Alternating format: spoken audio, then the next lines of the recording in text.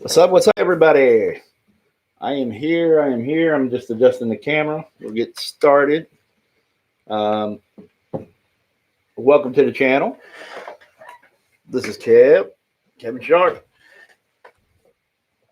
artist 24 years in the comic, 24, 25 years in the comic industry. And tonight, I know it's Valentine's Day, and I know a lot of you guys are out there, guys and gals are out there enjoying your time. I'm just going to be doing the stream for the fun of it. And I'm going to be working a little bit on this Starfire Nightwing and maybe auction this off, maybe. But regardless, we're going to sit here and draw and talk. And if you're just bored and want a place to BS, that's fine with me. Come in, have fun, because that's what we're doing. So we're live. We're freaking live. Anyway, so we're doing the Starfire and Nightwing. This was the gold medal winner of the drawn and quartered edition this past Wednesday. And this would be like my third time possibly in a row. I'll have to check that. I'll have to go back and check that, but that would make me 3 times up. And, it's awesome. It's fun. We're having a good time. We don't take it too seriously. We just enjoy it. And so what I'm going to do is I'll be inking, and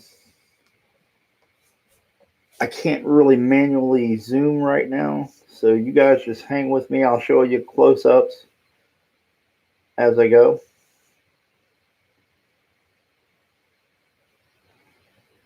And one of the things is, I guess while I'm drawing this, I think what we're going to do is,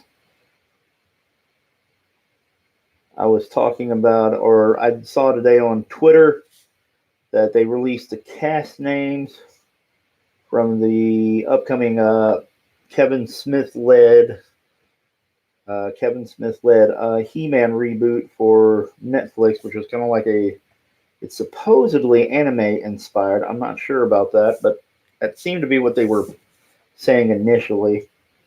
And I'm assuming maybe that when they say anime inspired or leaning towards that style, maybe it's going to be more like Voltron Legendary Defender or something like that. Which has really good stuff, and it doesn't look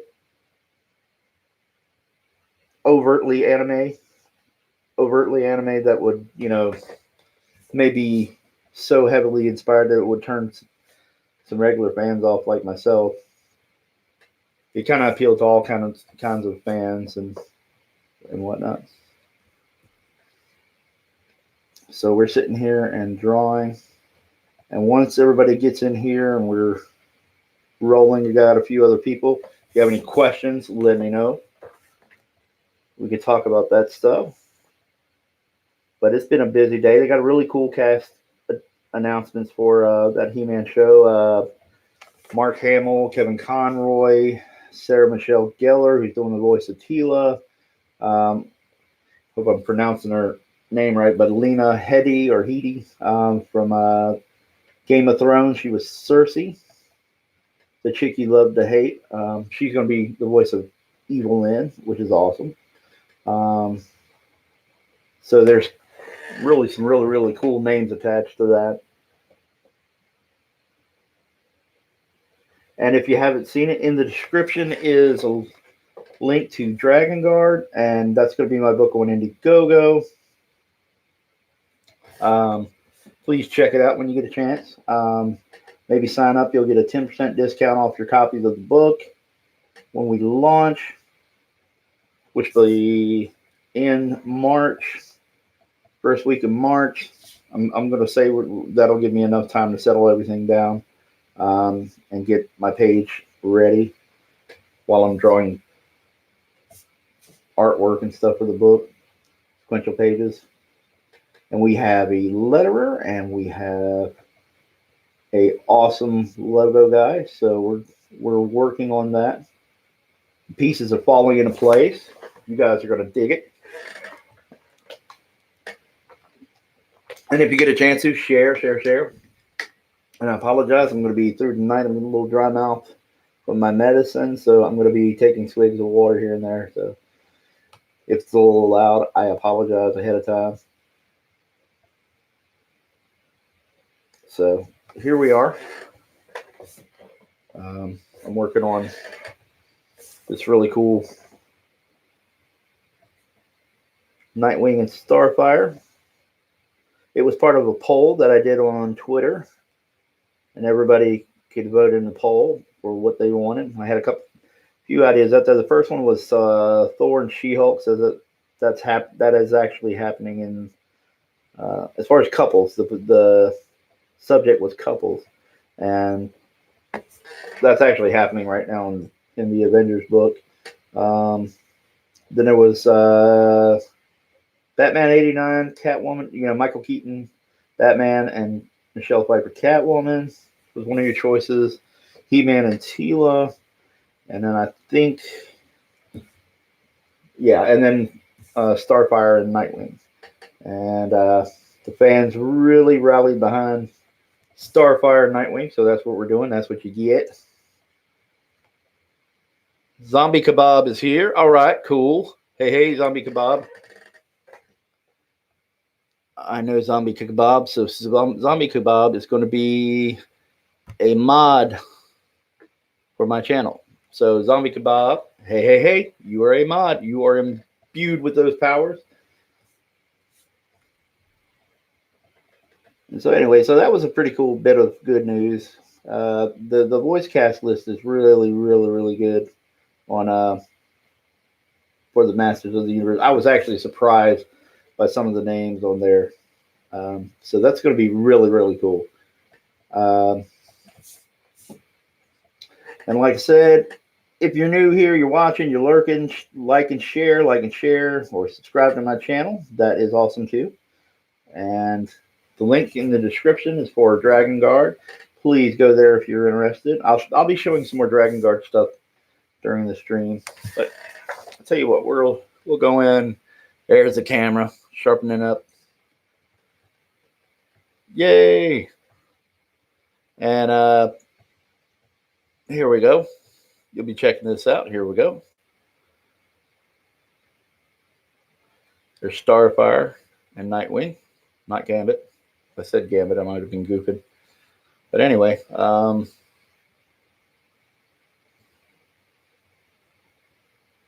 you guys can check that out. Another bit of news that happened that I thought I'm pretty sure most of you folks out here,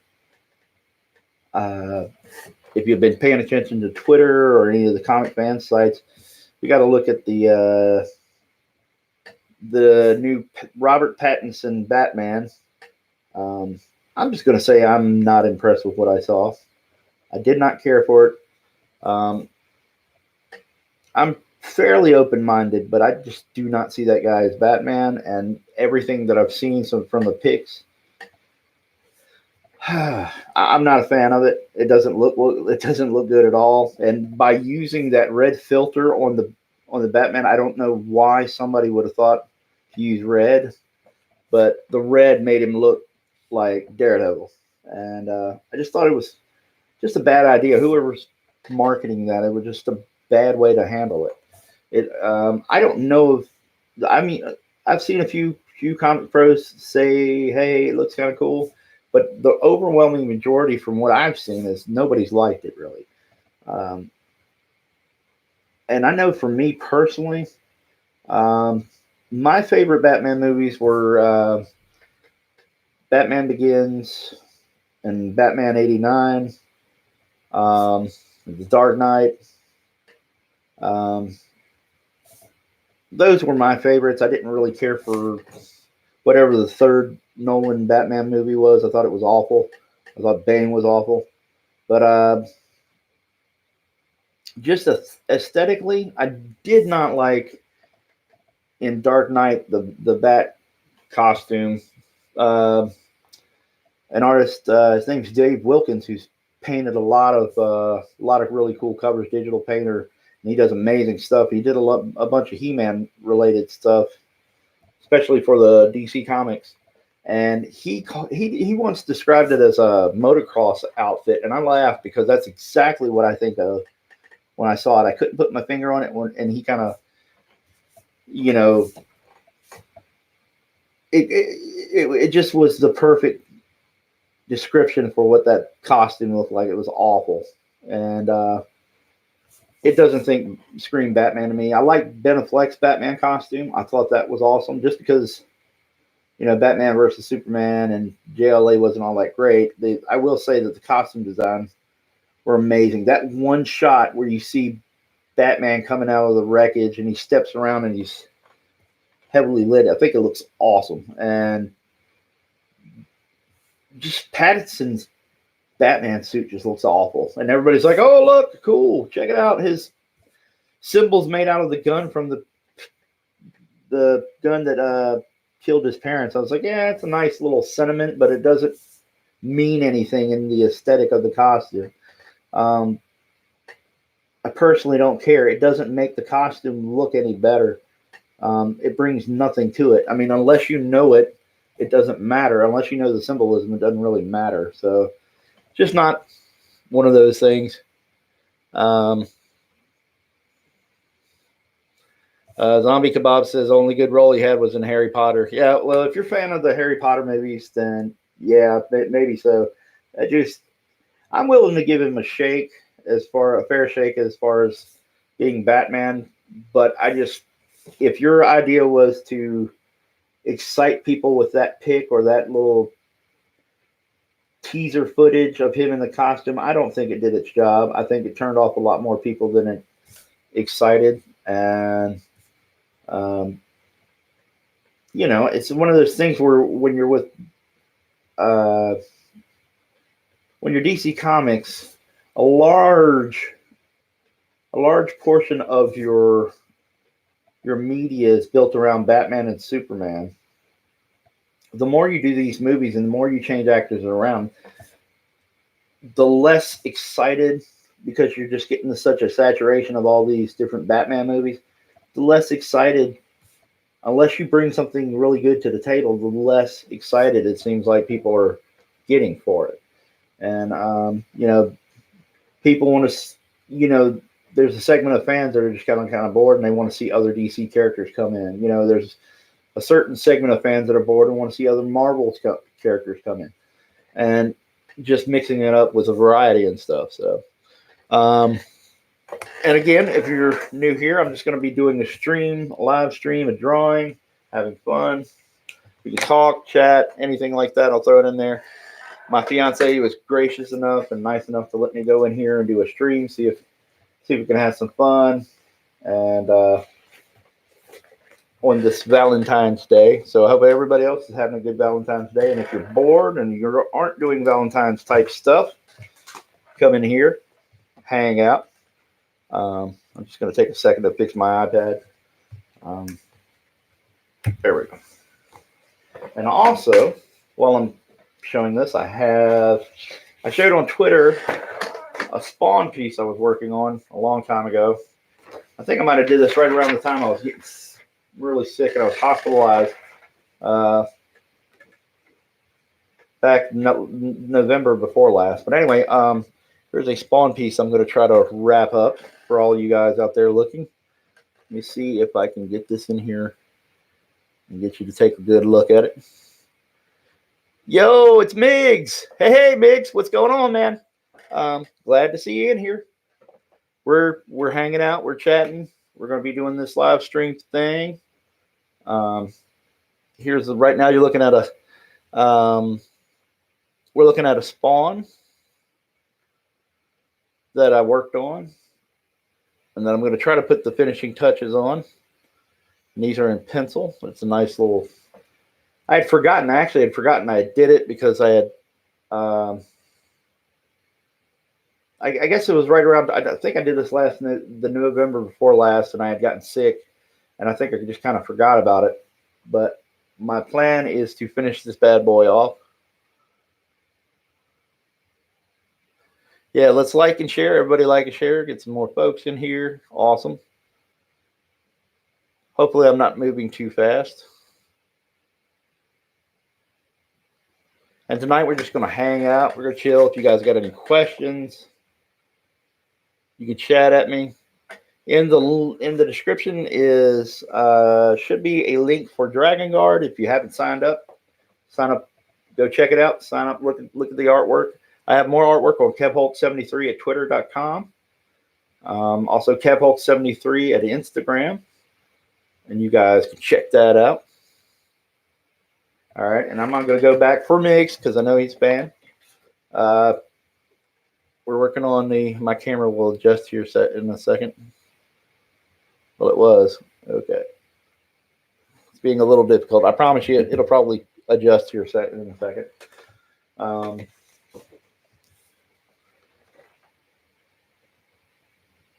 Let's see if it works good. For whatever reason, it's deciding to not want to focus. Could be shaking. It's a little potato. There we go. There we go.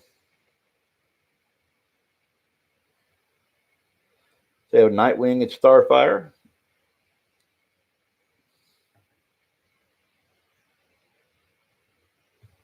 And let's see.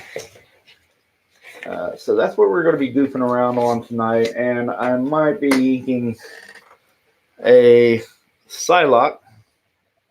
This is for Mark Anthony. Cool Psylocke.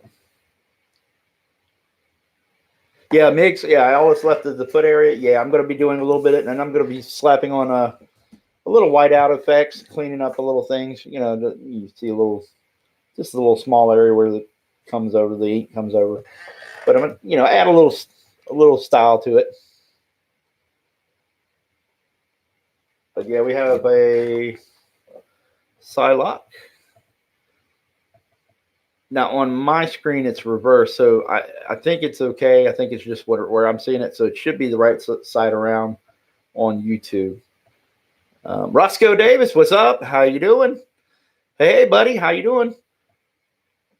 Hey, Roscoe. We're looking at right now. We're looking at Psylocke that I'm doing for Mark Anthony.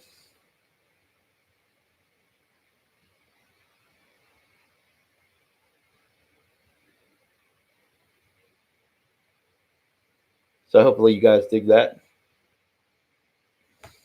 All right. So I'm glad to have you guys in here. And if you had missed it, we were talking about well, number one, the big news of the day was Kevin Smith announced the voice cast list for the He-Man animated series that's going to be on Netflix.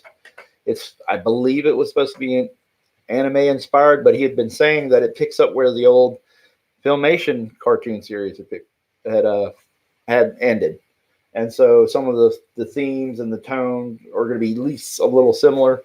It seemed to be, reading from the interview, he wanted to make note of the fact that, I guess his opinion was that when you were kids, you didn't notice that it was campy and goofy, or you didn't think it was. You just kind of, to you were in your own little world, and that's how he wanted it here. He wanted it to be something really cool for fans of the property, and it didn't take itself or make itself too campy. He wanted it to be a little bit more serious. So I'm hoping that's going to be awesome. But anyway, that's where I'm kind of meandering and rambling on about a little bit.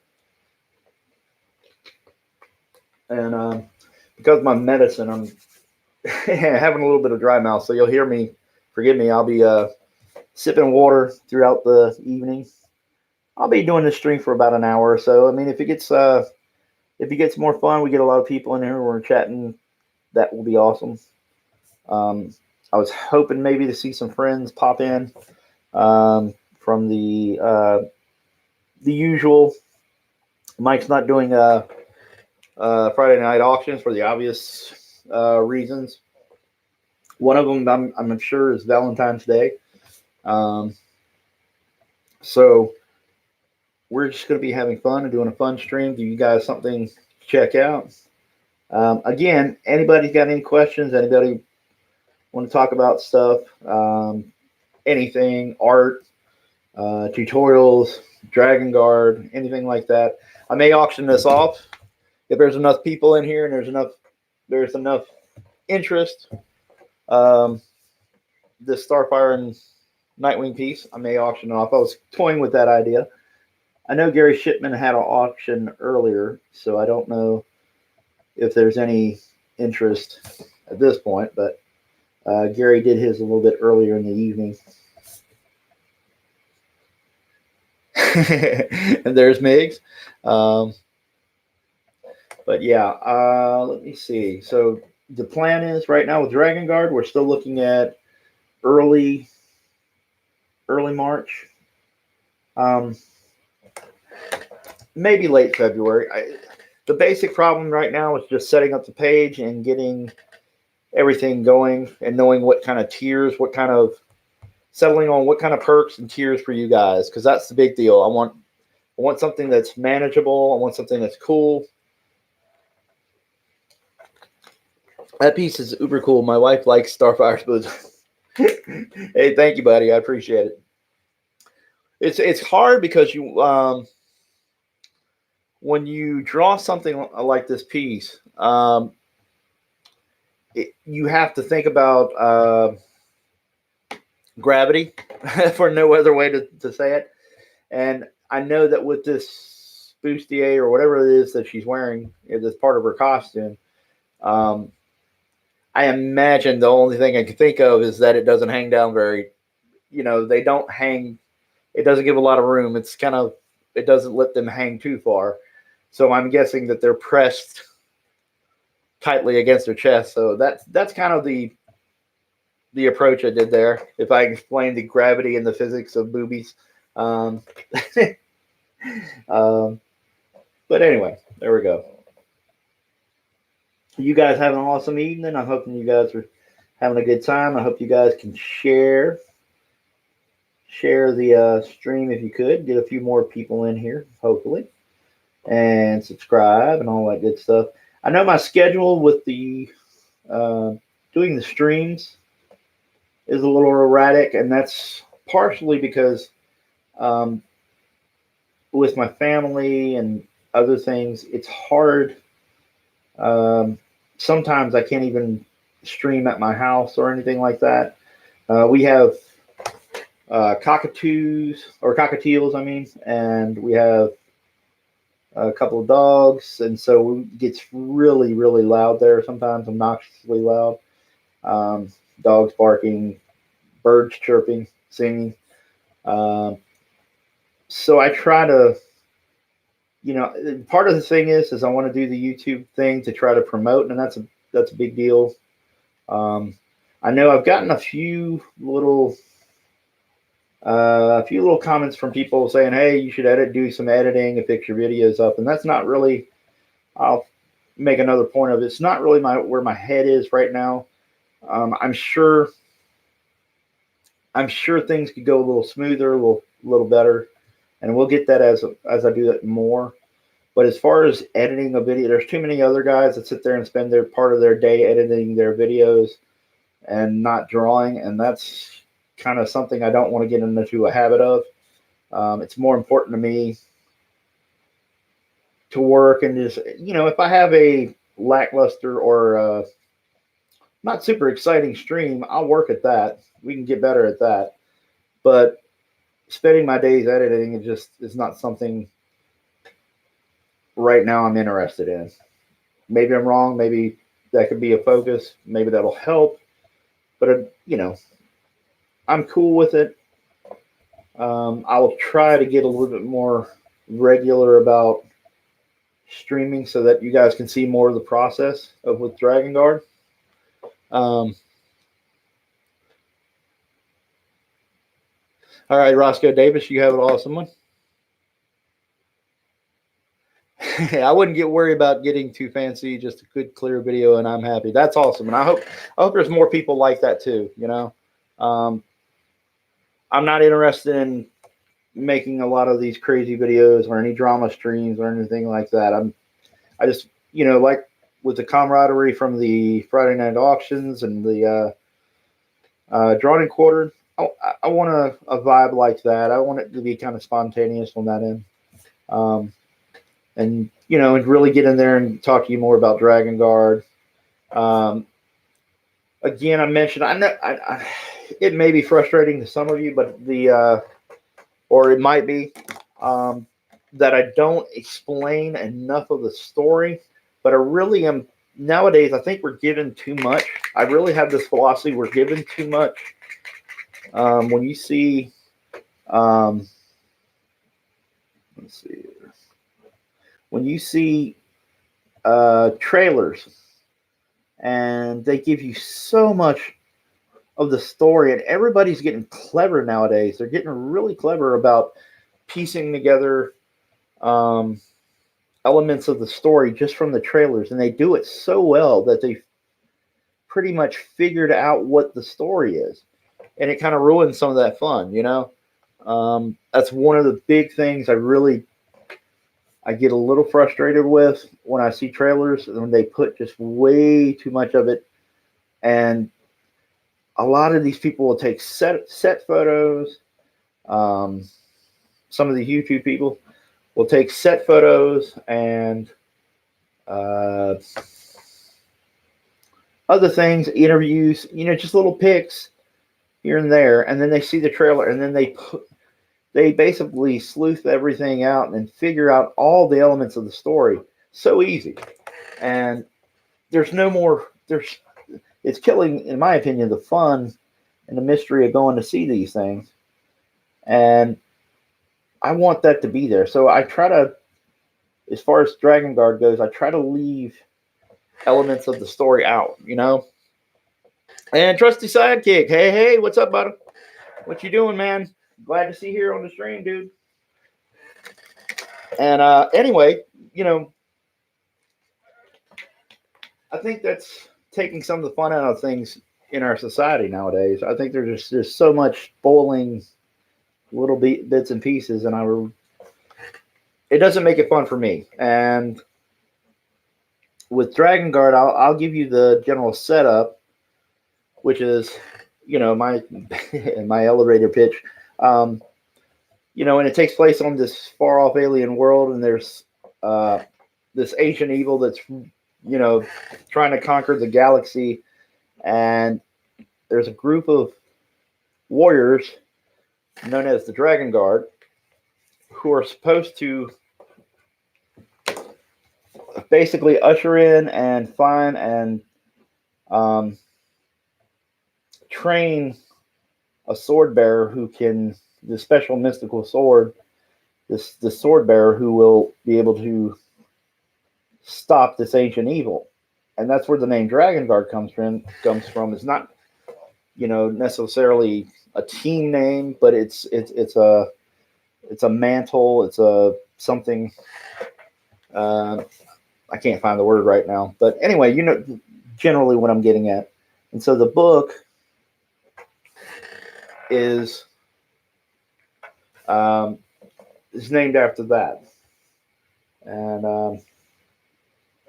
the main hero is the teenage son of a blacksmith, and we go from there. And if you're a fan, I've said it before, if you're a fan of like He-Man, if you're a fan of Thundercats, if you're a fan of Visionaries is another really cool intro.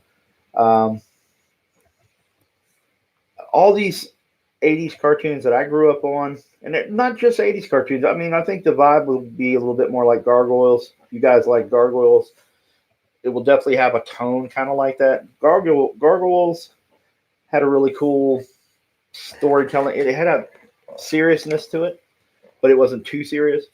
And I think it's something like that. I just want to have fun. Part of the thing is to get adults and kids to like this too. The adults will be paying for it, but I want the kids to be able to just enjoy it. It's definitely who I'm making it for. Bright colors. I think that when you go to a comic book shop, if you look on the racks, a lot of everything is leaning towards these muted tones, and they're playing with color theory, and they're doing these things and then making everything look painted, and it looks okay. Don't get me wrong, there's some talented guys, but I don't know if that's going to bring in new readers, young readers. I don't think they look for that. Now, I could be wrong, but we're competing with video games. Um, we're competing with video games and things like that. Um,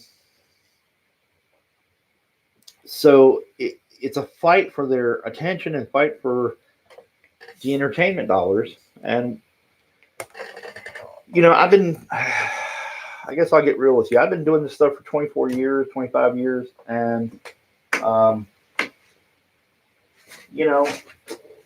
I would like to have better gigs. I would like to do the characters I'm really excited about. And, I haven't had those opportunities. I had great opportunities to draw the characters that I wanted to draw in some respect, but never anything long term, never anything to suit me, to show what I'm capable of, things like that. And that's what Dragon Guard is. Dragon Guard is an opportunity for me to show you guys what I want to draw and have fun with it. I drew G.I. Joe, but am I the best military tech guy? Probably not. I mean, it takes me longer to draw that stuff. I drew Resident Evil.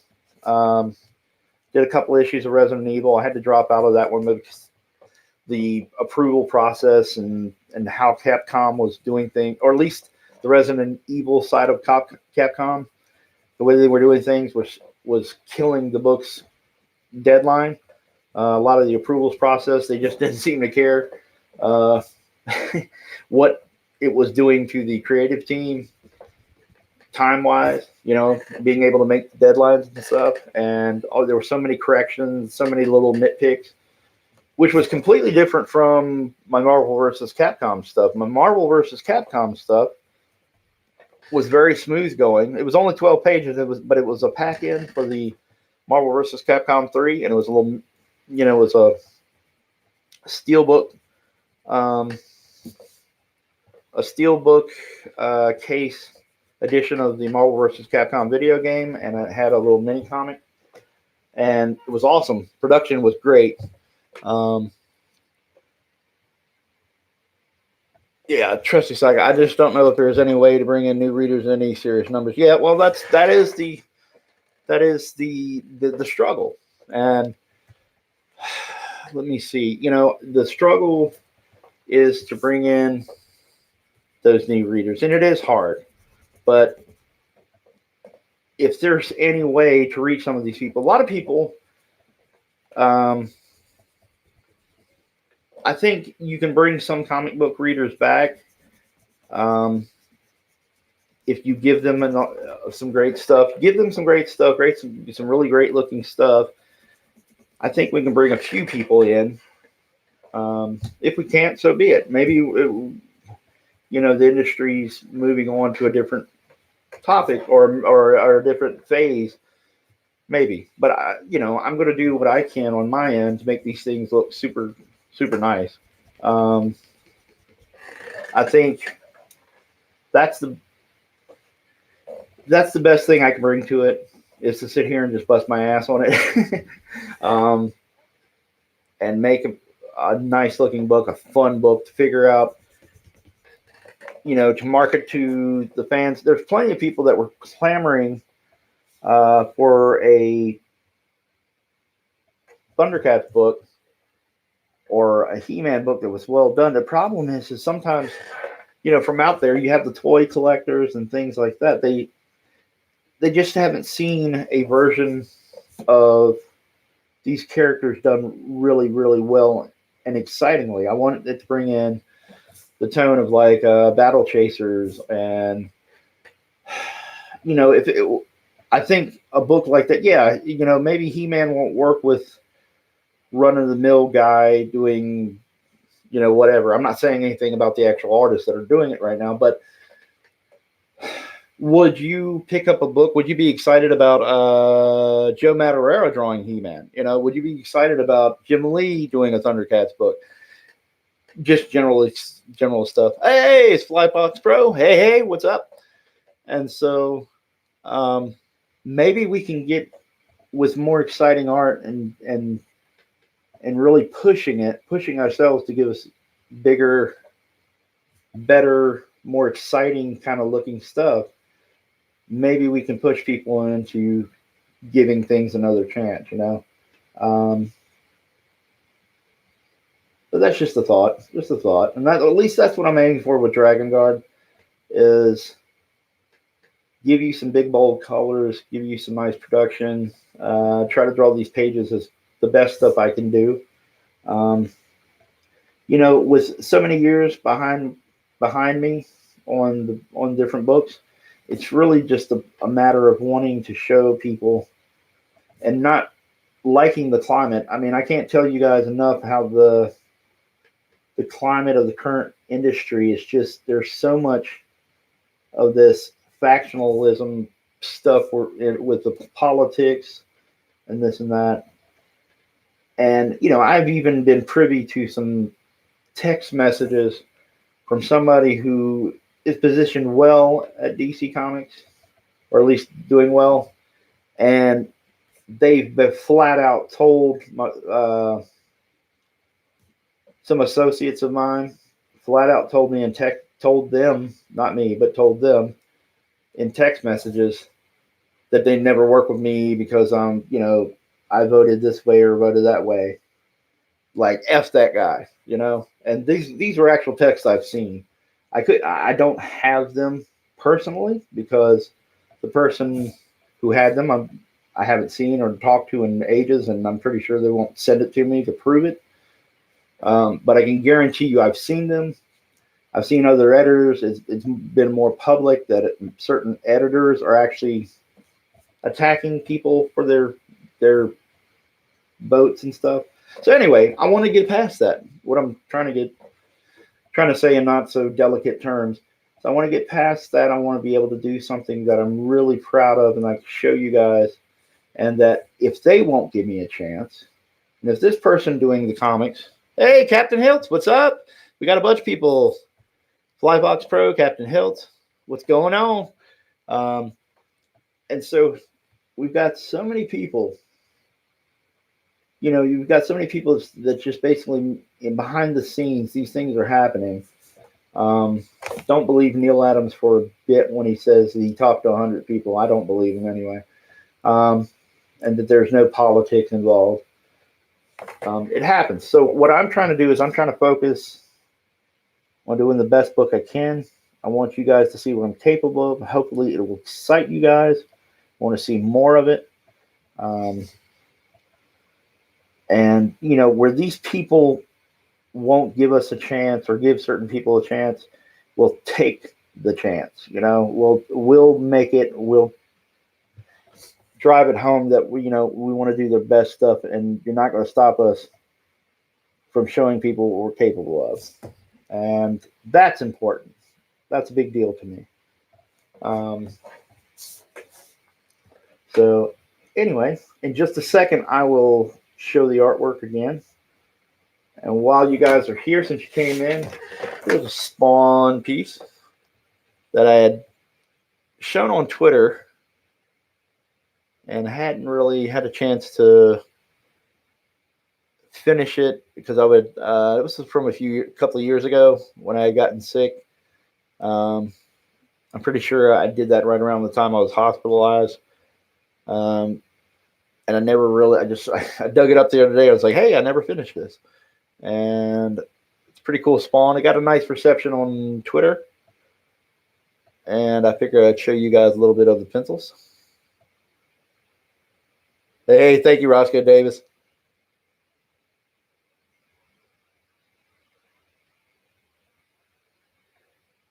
Alrighty. You guys see it? It's a picture. I figured I'll ask you guys, is the picture clear out there? You guys doing okay? Is it the camera focusing? Captain Hills looks sweet. Thank you, buddy.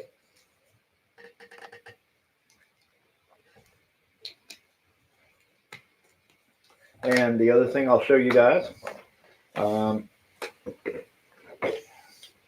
getting caught up on, I'm working on Dragon Guard, and I'm getting caught up on a couple of commissions that are a little bit outstanding. So I'll show you guys. This is for Mark Anthony. Eric Hawkins. Oh, Eric Hawkins is here too, man. Cool. Awesome, dude. What's up? You have very tight pencils, Kev. Thank you, bud.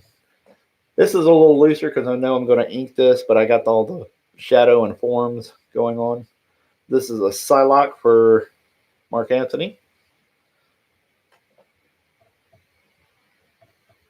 Yeah, trusty sidekick. Yeah, dude, you had some great looking stuff, man.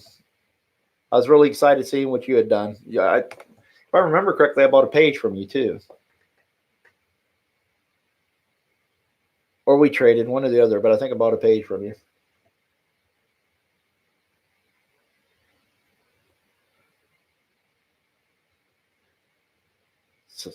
So how? Okay, so far it's in focus, Migs. All right, awesome, dude. Thank you. All right, and let's see if there's anything else of any interest. Well, I'll tell you what, we'll keep working on this because I got a little bit more on the Starfire to do.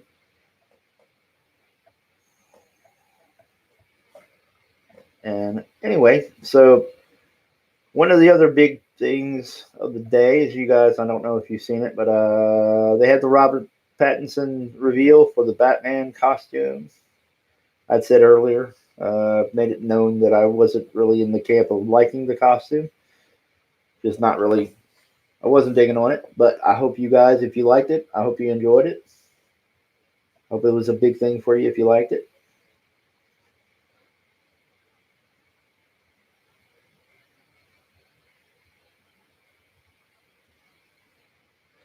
Roscoe Davis says, I met Tex Hill, who was a veteran of the Flying Tigers in World War II. He wrote me a sticker that says, be honest, be kind, and be the best you can be. I think when you do that, it's hard not to be successful. Thank you, brother. Thank you. Mig says, I'm not sold on it yet for that Batman. Oh, okay. Gotcha. Cool, man.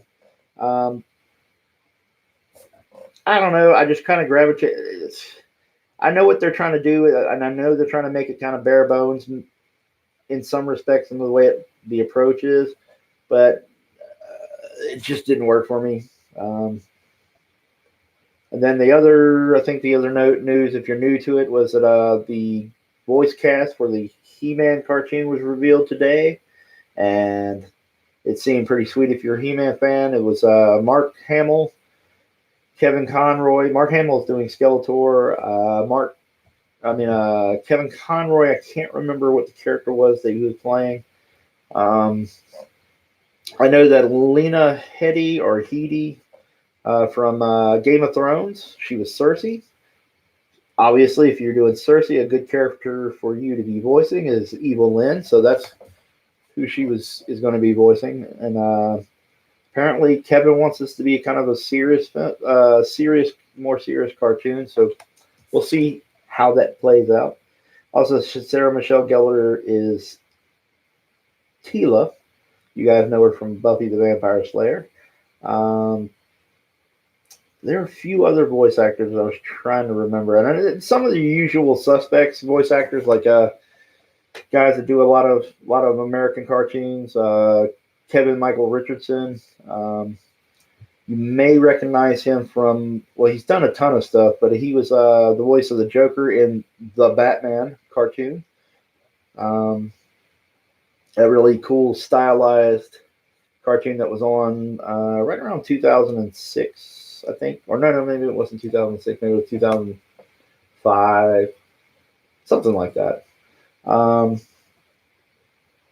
And I'm trying to remember everybody. It was a good list, and I know if you go on a lot of the news sites, they'll have the list there for you. But Kevin Smith, I think, was very serious about it. I mean, very serious about getting good talent for the thing. And then, of course, as usual, Jason Mewes is in there. I think Jason Mewes is doing the voice of Stinkor, so that's going to be interesting. Let me see. Here, I'm going to throw this up here for you guys.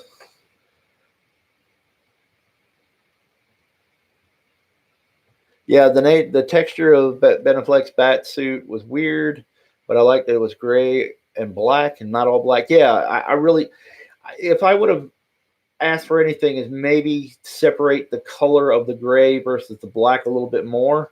But to me, I really enjoyed it.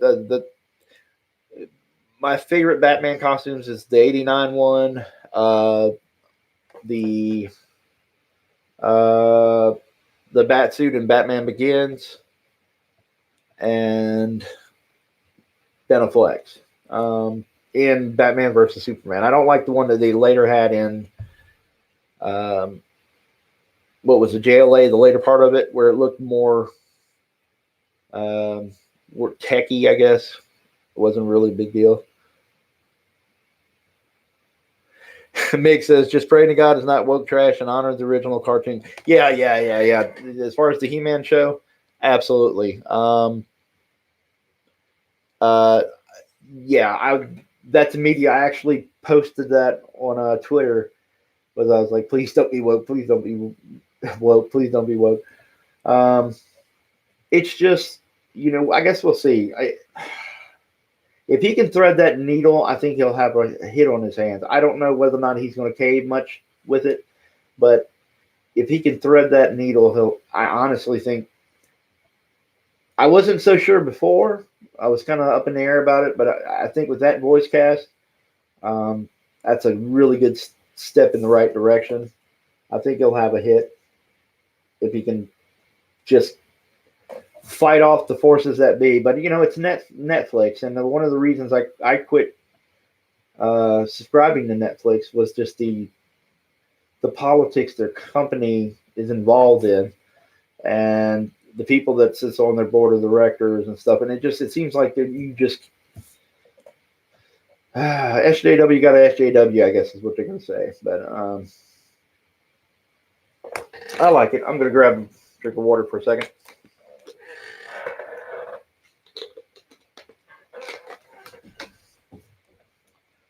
But let's see. Migs, I want to believe so bad. And Flybox Pro, Kevin Smith hasn't made anything good in a while. Yeah, exactly. And part of that, the reason I'm at least optimistic about it is because it is an actual movie.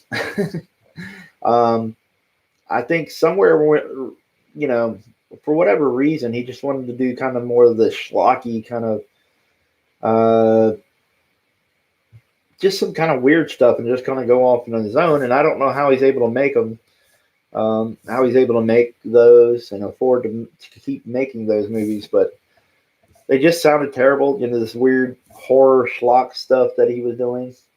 And I guess he wanted to have a vehicle to put his daughter in the movies too. So yeah, I think the quality of some of the choices he's made lately has went down. But again, it's a movie that, or at least it's a show, and that he's actually, it's a different approach, and maybe we can get that with the voice actors. That maybe it's a fresh start for him, I guess is what I'm trying to get across. And let's see, I'm just looking over the chat here. But yeah, that's what's going on. And if you guys have any questions, feel free to shoot me some questions in the chat or something like that. We'll talk about this and that. On the off chance that anyone wants the Starfire and the Nightwing piece, let me know in the chat if there's you're feeling like an auction, or if you're feeling like a lightning round of some sort or something like that. We can talk about that. I was thinking maybe possibly we could put up the Starfire, and then we have the Spawn. And I need to, while I'm here tonight, I might, if I don't get killed, but I'm going to finish up this one and get the gauntlets done on this page, because I was having a little problem. Sometimes designing characters, you tend to repeat yourself, and I was having a little problem where I was repeating myself with the design of the gauntlets. So I'm going to be playing with that while we're here. But anyway, we're going here and finishing Nightwing's boots. And again, if you're new to the channel, if you're looking and lurking, check me out on KevHulk73 on Instagram, KevHulk73 on Twitter, and in the description is a link, as well as the mighty Captain Hilt, who's putting it in there in the chat.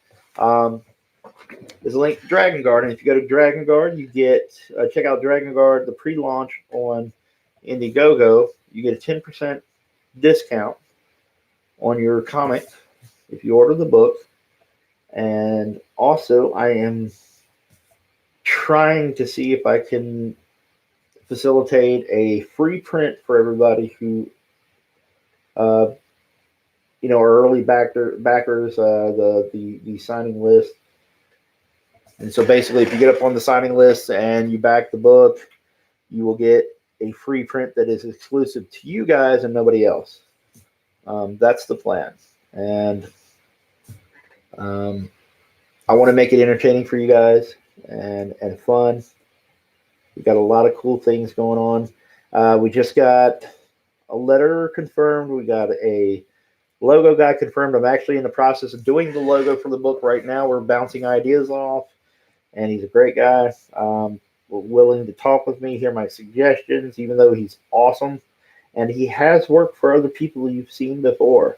I can't say much because I don't want to jeopardize anything without getting the approval first from him to mention who he is.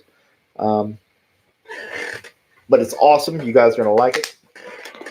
It's not now on Twitter and Instagram. I have been sharing an image that has a logo that was done by my colorist. It was kind of a tryout just to see where my colorist's head was thinking about where his headspace was and trying to figure out a logo. So there is a sample, but that is not the one that we'll be going with. It's not the one that my logo guy is doing. So it's just there as a placeholder. Let's see. Meg signed up for the pre-launch a while back. That's why you're awesome. Flyfox Pro. I mean, I want it, but my wife might be another story. Well, if Flyfox Pro with the wife, I hope you had an awesome Valentine's Day. And well, we got 11 people in here. That's good. Let's keep on sharing. And I'm not calling anybody Sharon, but if you can share it, that would be awesome.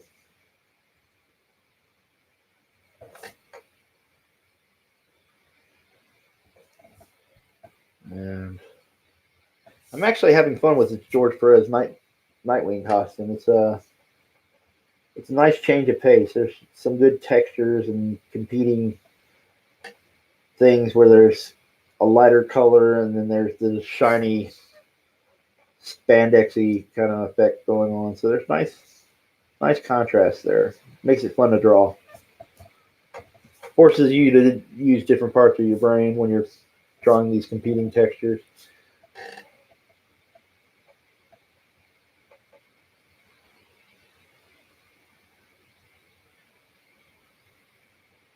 And anyway, so if you check out Dragon Guard, go there, sign up. I want to see it. We're doing good. We're getting some good numbers going, but I would like to get us close to 400 or 500 names at least. We're not there yet, but I'd like to be there soon. So if you guys can share, tell your friends, let them know. Hopefully you guys will dig it. I'll be sharing more and more artwork as we go. You get to see the pencils. You'll get to see some of the inks. Obviously, I'll be posting more color work. The plan is to have at least 20 pages of pencils or more for the launch. And then, you'll be able to see at least, I paid up for about, I want to say close to 10 pages of colors. See, everything with the, obviously, I know some people were razzing me saying, hey, man, that's what the the campaign is for. Um, but I was trying to get pay for as much color work as I possibly could to show you guys what the book's going to look like. And I'd like to be able to pay my colors more and get more pages done, but it just right now everything's out of pocket, so it makes it a little harder for me to afford these colors. So the stuff I show you is just know that it's out of pocket, and I want you guys um, to know that more is on the way. And the whole goal is to get ahead of this so that you can feel confident in the book, you can feel confident about your backing, and have a good time. And Roscoe Davis, yep, signed up for the pre-launch. Awesome, brother. And let's see. It's hopefully you haven't missed any other one. We got 11 people in here, 5 likes so far. Yeah, thank you. If I can get more likes, that would be awesome. Um, we're almost done with this. I'm gonna add a little bit more like a shadow.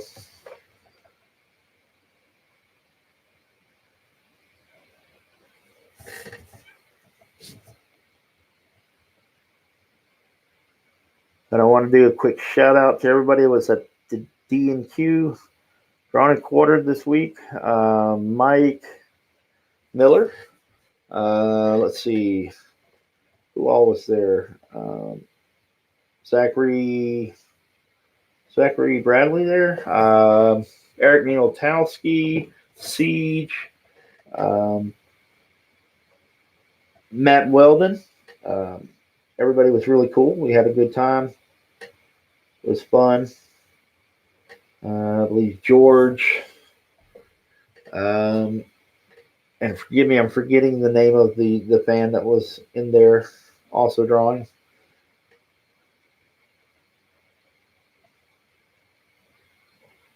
Flyfox Pro, I've been signed up for a while. Awesome, dude. Thank you. Captain Hiltz, I'm just starting to read back issues of 80s Teen Titans. Pleasantly surprised how good Wolfman and Perez were on it. Yeah, they did some great stuff. Eric Hawkins, I signed up right after you launched it. Thank you, brother. Thank you. You're very, very awesome.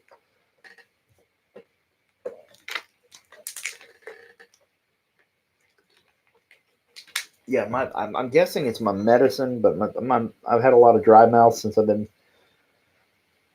taking some of these higher doses of medicine for my diabetes, and I'll get some insanely crazy dry mouth on days. Plus, it doesn't help. We have like kind of this dry heat at home, so kind of makes it worse.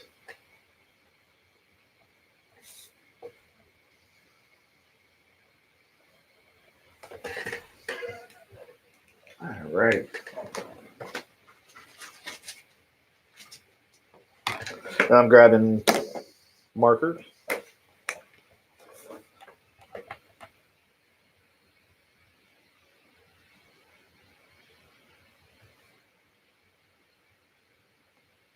You guys hope you guys can see it. There we go.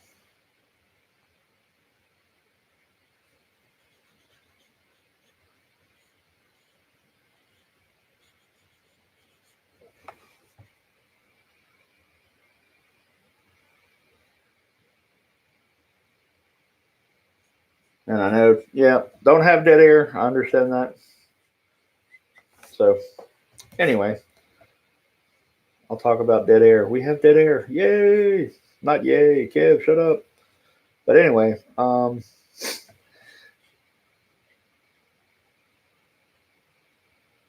who's got a topic of conversation? We have Captain Hilton here throwing down the link for the for Indiegogo for Dragon Guard. Everyone I know is sleeping when the voting for T&Q and DQ Fan Edition happens, but the next day people wake up and they vote for me. That's awesome, though. Roscoe Davis's art speaks for itself. Thank you, brother. I really appreciate the kind words, man.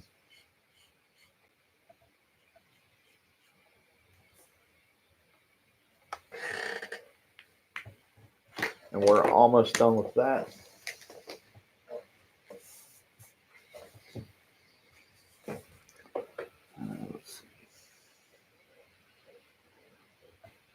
Yeah, just when you go over something, you see something else you think you need to fix or add a little something to or noodle on because it bothers you for some reason. You look at it and go, oh, I could have done this, or I needed to add this shadow, or I needed to do this. Or I want to make this boot look a little bit more realistic, or add a soul to it, or whatever the case may be.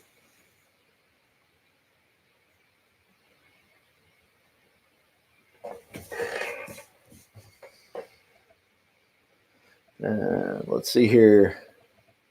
I'm looking forward to.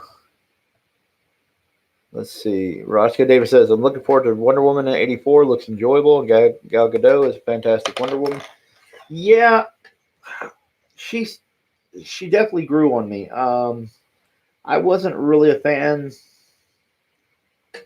initially. I thought maybe, and I hope nobody takes this the wrong way, but I'm just talking in a very practical sense as far as the movie goes. I had concerns about being able to understand her because her accent is kind of thick.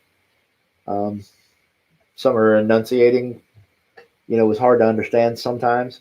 And maybe that's just me, and I fully realize that I could be wrong on that. But I know that initially, I'd seen her from like Fast and the Furious and something else, and I just wasn't sold on her. Then when they were supposed to be training, it didn't look like she was gaining any weight for it. So I really, really wasn't enthused with her casting at first. But like I said, she grew on me. I actually watched the movie, and I still say the ending was awful. I think they did a disservice to Hades or Ares, I mean, and the design wasn't very good. But her acting and her portrayal of Wonder Woman wasn't the weak points of the movie, and I thought that was something I was really taken back by. That she wasn't bad at all. I mean, she was much better than I ever would have gave her credit for. So that was a big deal for me. That's one of those few times where I go, yeah, I was wrong. I was wrong. I can say it. I can freely admit it. I was wrong.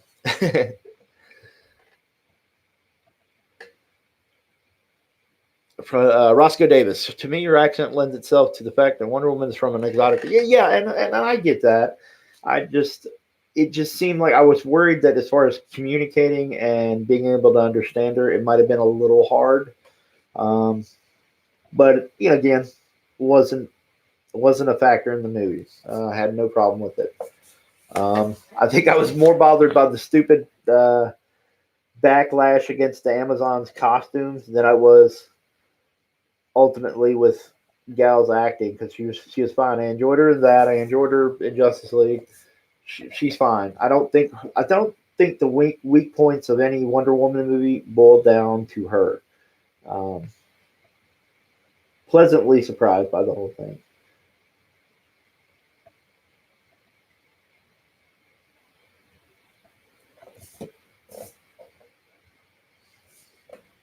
Alrighty, I think I'm going to call that one done.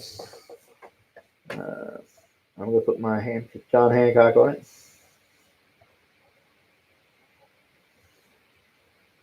2020. That's so weird to have to be writing 2020 when I sign things. All right. So here it is. Eric Hawkins. Well, she is drop dead gorgeous. That helps. There you go. Exactly. But, again, like I said, I have no problem admitting when I'm wrong. And I think my first initial impressions of it, I was wrong. I still say it fell apart towards the end. And that's one thing I'd have them kind of improve upon, was maybe the ending. I'd seen him in Harry Potter. It's the only place I had seen that actor. What is it, David Thewlis? And I don't know. As for Ares, I just wasn't sold on him. And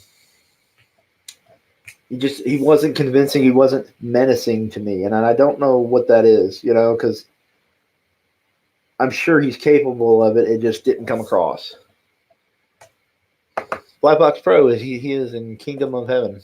Well, maybe I'll have to check that out then. Let's see. So, all right. I guess I'll ask right away. Is anybody interested in buying the gold medal winner?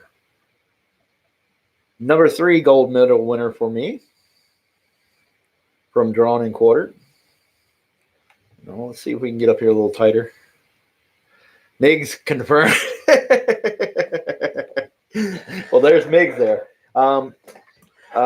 Usually I start my pieces off around 150, 160. That's what I charge at cons for a single figure. This is a 2-character piece, 11 by 17. And I tell you what, for 30 minutes, we'll run it for 30 minutes. I don't know how Gary does his. And I know for me trying to moderate this is going to be crazy. Eric Hawkins, I am interested, but I'm also an artist, so I have no money. We'll run it for 30 minutes while I'm drawing the spawn. If you guys want to hang in. Well, no. I'll tell you what, it's let's say 20 minutes, okay? So that way you guys aren't bored, and you can, and if you need to go, you can go and not have to wait forever. We'll put down for the 2-character piece, we'll start it at 200, okay? And it is inked. It's 11 by 17, Nightwing, Starfire. I will hold it up here closer for you guys. And if you think it's cool, you want to go just say confirmed. It's just like the auctions on Friday night auctions. And the starting bid is 200. We'll do, all you have to do is say 200 confirmed. I have a PayPal link in the description. Or at least my PayPal information. You go into PayPal. You can pay me with that information. And we got 8 likes. Thank you guys. I'm really appreciating that. So here's the Starfire. We'll pull this back out a little bit so you guys can see it in full. Fortunately, my poor camera won't focus that far away. You guys can see Nightwing and Starfire. DC's Teen Titans. The Drawn and Quartered Valentine's Day Couples Edition. 11 by 17 Bristol board. Inked. Putting a little of the Jim Lee technique on it there with the smudging. Taking the napkin and then smudging the ink on there. It's from Jim Lee's sketches. I will freely admit that I was borrowing a little bit of that.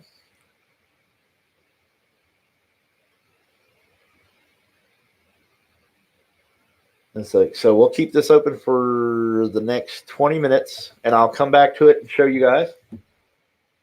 And then while we're doing that, I'm going to come in and work on the spawn. And that also, if anybody's interested, you can definitely hit me up. But I'm going to work on the spawn for a sec. You know what? I'll tell you what, just one little scatterbrain. Let's see. Wonder, should I ink the... No, I'll tell you what, we'll do this. We'll do the spawn. Let's see. Let's see how my pencils are working for me. Yeah, Eric Hawkins. Yeah, that he does make it look easier than it is. I think part of it's practice and part of it's the texture of whatever he's using, the types of napkins or whatever that he's using, because they do have different textures and have different effects. I know it seems crazy, but the different textures of the napkins actually create a different thing. Juan Del Diablo, that spawn is very cool. Hey, thank you, buddy. Appreciate you coming in. Juan Del Diablo. We got a new one here. All right, awesome.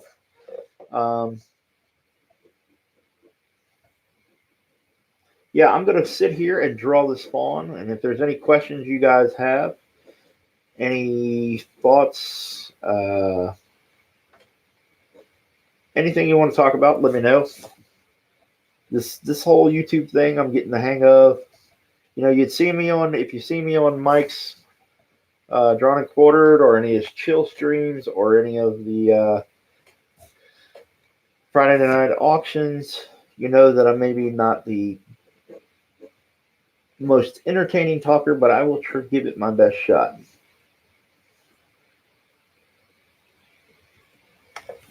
And I'll hold this up to the camera as I go a little bit and show you guys what's going on there. Spawn's got a few of these little pouchy type things going on his leg. This is at least the design that I like. I had a lot of, especially with this gauntlets and other stuff.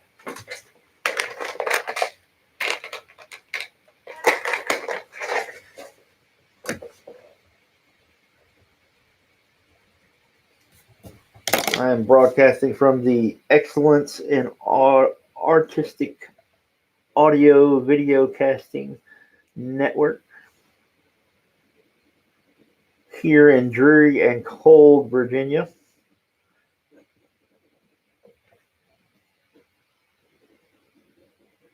It's really cold outside, but we hadn't had any snow. And it's been crazy. It's been gravitating from warm to like in the 50s and 60s to dropping down into the 20s some nights. It's just been bouncing back and forth. And I still haven't seen much snow. And I'm a snow person. I really dig snow. Puts me in a good mood. Which I know is probably weird to some people, but yeah, I really, really, really like snow.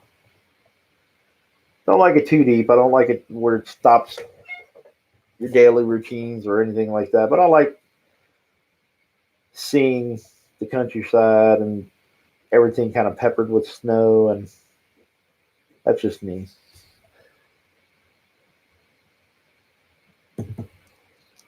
Trusty Sidekicks, it's freezing in the east part of the state too. Yep. Let's see. Juan Del Diablo. Out of the characters from the Image Founders, my favorites have always been Spawn and the Darkness. Yo, Jalapeno Milk. What you doing, buddy? What's going on? Popefire, here you are. Oh, yeah. Oh. And she says Starfire. Okay, all right. I just wrapped it up. But I will, because I like Popefire, the Starfire Goddess, I will show you the Starfire. We're running the auction for it. My starting bid on it, and I know it may turn you guys off. I'm not sure. But, it's 2 characters. It's awesome, badass rendering. You guys got to at least love it. We're starting off, and here's the Starfire and Nightwing, and my camera will focus. Yeah, there it goes. There it goes. And has it sold? No, we're going to give it 20. We're going to give it 20 minutes. You came in during the 20-minute run. So we've got 13 minutes left. And you can jump in. The rules are basically like the Friday night auctions. And I'm sorry for shaking. I'll try to get all this in here.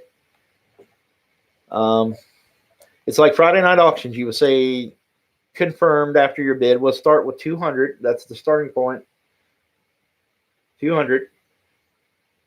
And it's 11 by 17. Inked. And it's all done. You guys can check this out. Zombie Kebab says, hi, people, to all the people in here. Oh, wow, we got 17 people in. Rocking and rolling. Sweet. Good seeing you guys here. Like and share.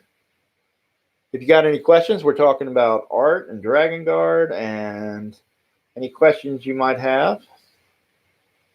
Anything you want to do.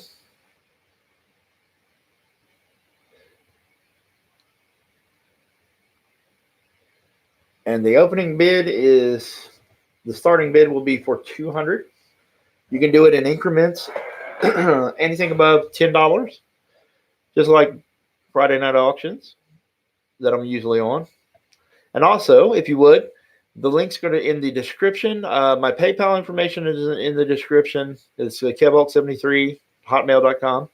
And the information to sign up, subscribe, for Dragon Guard. That's also in there. And subscribe and like my channel. If you're new to it, you'll know that I'm inarticulate and I'm not always the most entertaining guy. But if you came to see some drawing, then hot damn, you're going to get it. So anyway, there we go. There's Starfire, Nightwing. Migs, $200 confirmed. So Migs has jumped in, and that's where we're going to stand right now. So the game is afoot. Migs has come in with $200 confirmed. And we have, let's see, 11 minutes. 11 more minutes on the clock. Since I don't have a very articulate, a very funny, my wingman, the man with the plan, the man who can auctioneer. I don't have a jerkmonger. Elliot Fernandez here to help make it all fun and to do those countdowns. I will set a remaining 11 minutes, now 10 minutes, in the bidding time. So if you want to get in, we'll do it like that. And Mix comes in at $200 confirmed. And Popefire, if you're out there, I will show you this more as we go. I'm gonna get back on the spawn so you guys can check that out. And just as we're talking about Dragon Guard, I'm basically trying to figure out how to redesign his gauntlets because I had been repeating myself a little bit in some of my designs. So I'm gonna do some of that maybe during the stream. If it goes longer than 2 hours, you'll probably see that. But this is one of the characters from Dragon Guard, a villain. I won't tell you who it is. Dark Admiral March Hare. Hey, hey, what's going on? Yes, Elliot, it certainly is. The paranormal is awesome. Not many of you may know this, but I'm actually in a studio. Well, not a physical studio, but we're a group of like-minded individuals. A group of like-minded homies called Tsunami Studios, which Randy Elliott, not Randy Elliott, Randy Green, John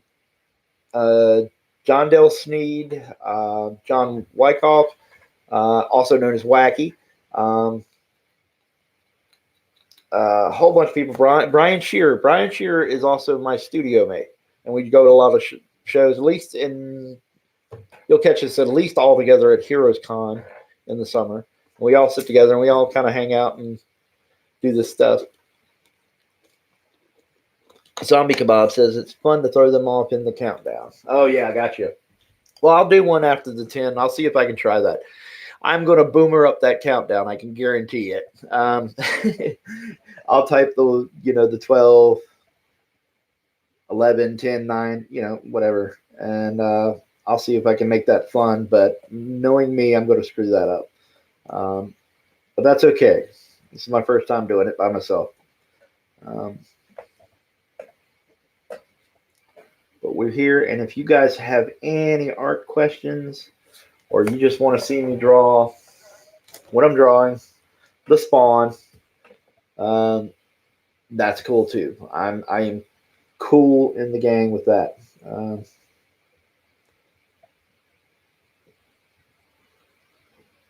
I feel like it's odd tonight. I know that I'm not very good with a particular set schedule for my streams. We'll work on that. It's just something where, being a family person and having kids and whatnot and trying to draw pages and trying to get this stuff done. I'm not set up like Mike is. I was saying before that we've got dogs, very loud chihuahuas and birds. And so not all the time I can stream in a regular situation. Tonight I'm not home. I'm actually from another location. And, so it makes it a little harder to get those schedules down. But I will try During the duration of the campaign, I will try to keep you as informed as possible by doing live streams, let you see pages as they go, to make you feel as confident in your purchase as possible. It's something I can always do better. A lot of us can always do better on, and that's the aim, the goal.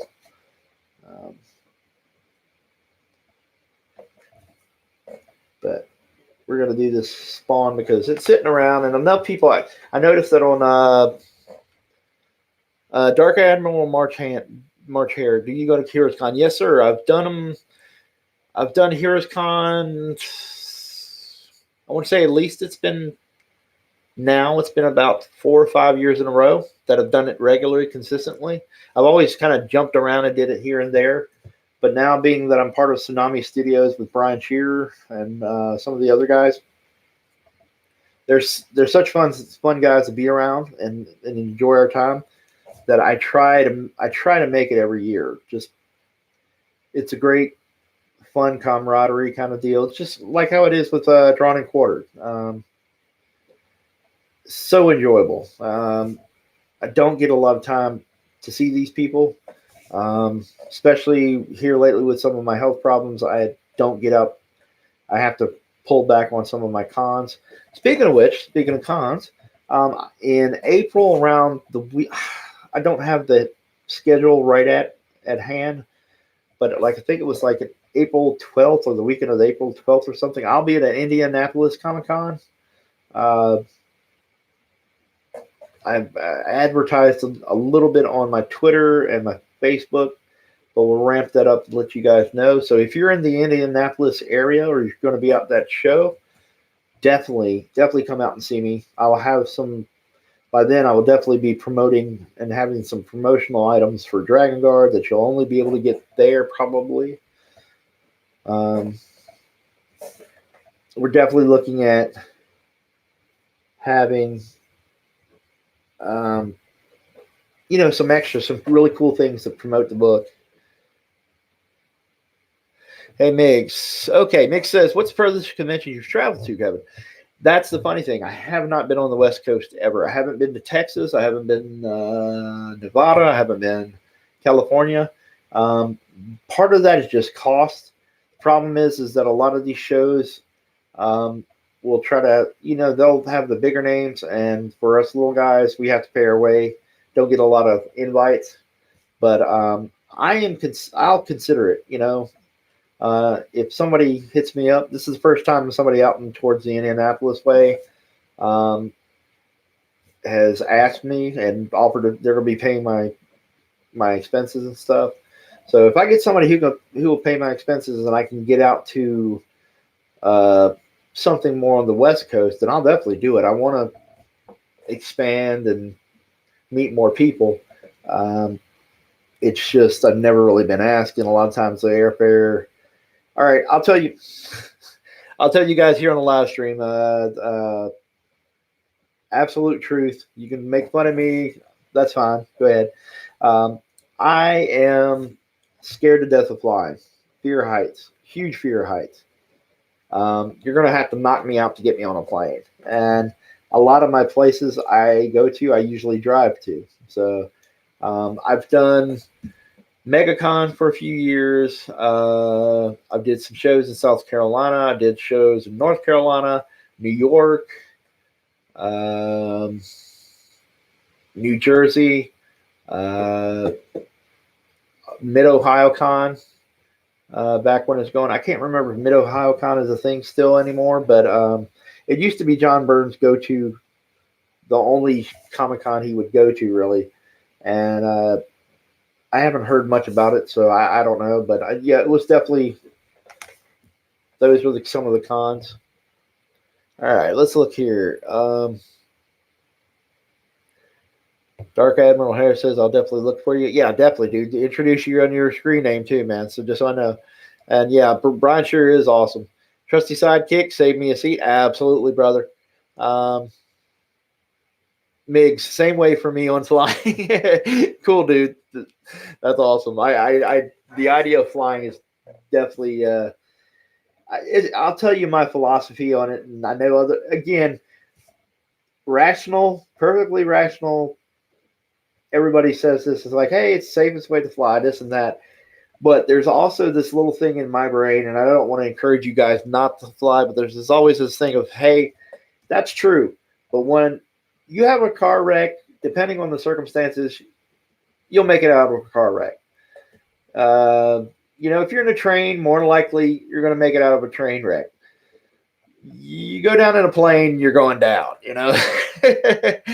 There usually isn't a lot of wiggle room in the statistics for you getting out of a plane crash, and that's my thing. You can tell me any stat you want, but if it involves me having to think about it for a second, it just ain't happening. So you're definitely going to have to get a few cocktails or those little bottles of alcohol. You're going to have to get that stuff in me before I fly because, I just ain't having it, man. So that's the truth of it. I'll tell you that dirty little secret is that I am a chicken when it comes to flying. I just can't do it. I've never flown, and every time somebody says it, I just and see with my another thing. I know you guys might have heard it on the streams, but whenever I go or with my diabetes, we've had to struggle with I've had to struggle with vertigo, and the vertigo just hits me whenever I move around. If I look up or look down for too long, ever since this thing happened with me and being hospitalized, I get incredibly dizzy, like sick at the stomach dizzy if I look around too long, and I'll get wobbly. And I can drive, but I can't when it comes to doing a lot of things that involve me looking down, picking up things. I can actually just, I'll get woozy and fall over. So, zombie kebab, horse tranquilizer. Dark Admiral March Hare, no shaming from me, terrified of heights. Thank you. Migs, it's about being more of control of your situation. Yeah, that is. And that is part of it too. Yeah. Being cramped up in there with a bunch of people, and you hear these stories. I don't understand. So, but a buddy of mine did a lot of flying when he had go home. When I was in CrossGen, some friends of mine, one of my friends I lived with for a little while, and he would go see his family in Atlanta, and sometimes he would take a flight. Not always. We usually drive. A lot of times we drive up, but there would be a few occasions that he'd take a flight to go see his family, and I don't see how he could do it. But being in a plane, you also have to be cramped in there for a few hours. I don't know what it is with the whole takeoff thing and getting ready, but you're cramped in there with a bunch of people too, and you don't have a lot of freedom of movement. And I think I need that. I can't be cramped. It's not necessarily like claustrophobia. It definitely hard to explain. It's like some of the medicines I take affect my stomach really bad.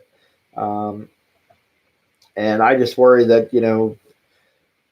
if you have one bathroom or something like that, if my medicine starts hitting me, I'm going to be in serious trouble.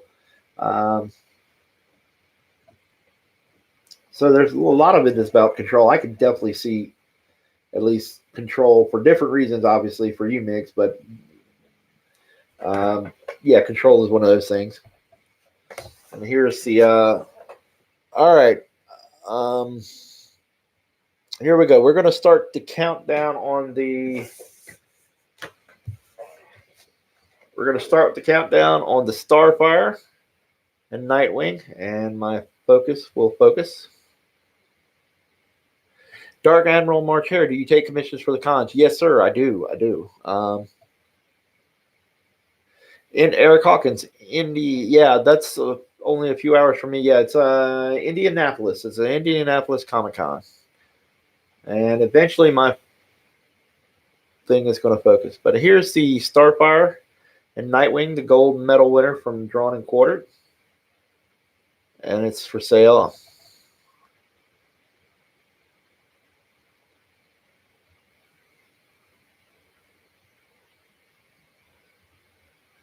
And my camera is just being, there we go. There we go.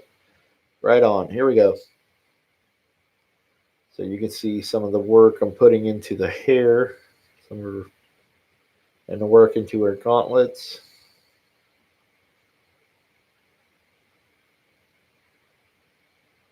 And right now the bid stands for Migs at $200, unless I missed something. We're doing increments of $10 a piece, or at $10 a piece. So if you bid, the next bid would be $210. We're looking for $210 after Migs is $200. For the Starfire and Nightwing. There's a look at Mr. Grayson. And on my screen, it's reversed. I'm sure on YouTube, it's probably fine.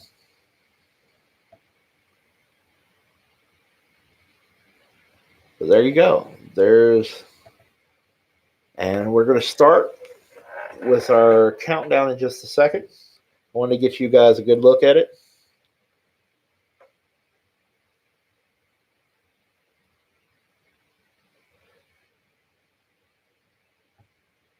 And we can get in there and see detail on Dick Grayson.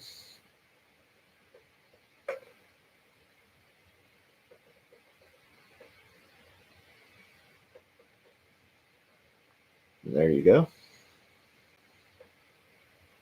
All right. Here we go. We're going to go with, we're going to start a countdown. We're going to hit it at, starting off 15.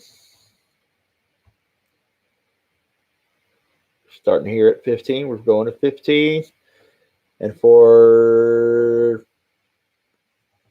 Starfire and Teen Titans Nightwing, going at 14, 13,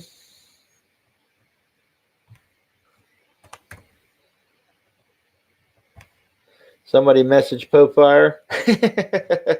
Yeah, is Popefire here? Oh, we lost a few people. Everybody like and share, subscribe, like, share.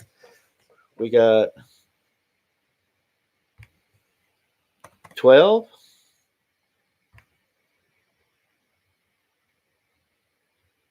And let me show this up here one more time. This would be for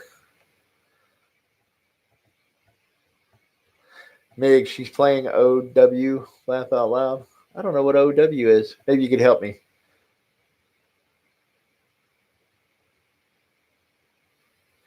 And here we have Starfire.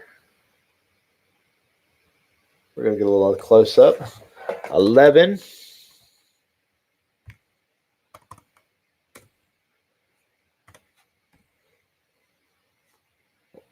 Oh, Overwatch. Yeah.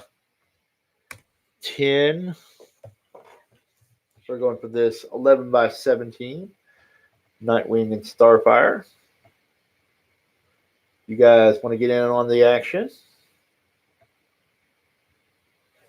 Niggs is going to take it for a cool $200. 9.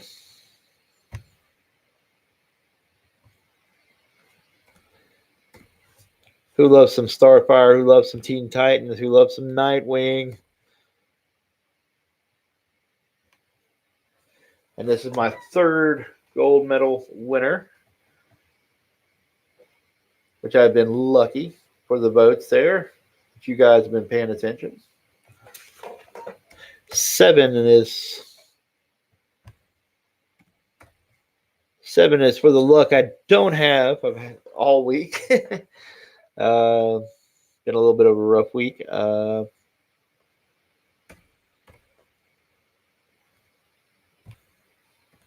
6.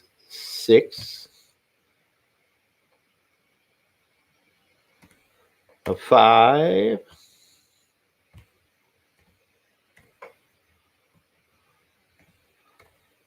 because I'm boomering it up.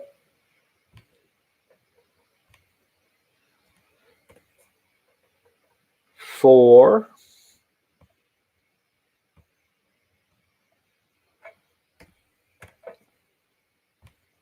Now, one more time, let you guys see it before it gets too late. The camera will hopefully focus eventually.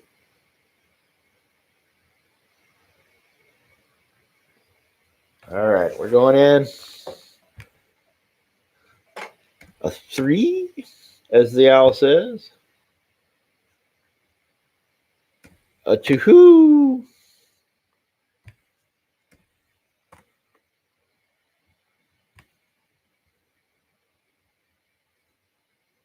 A 1.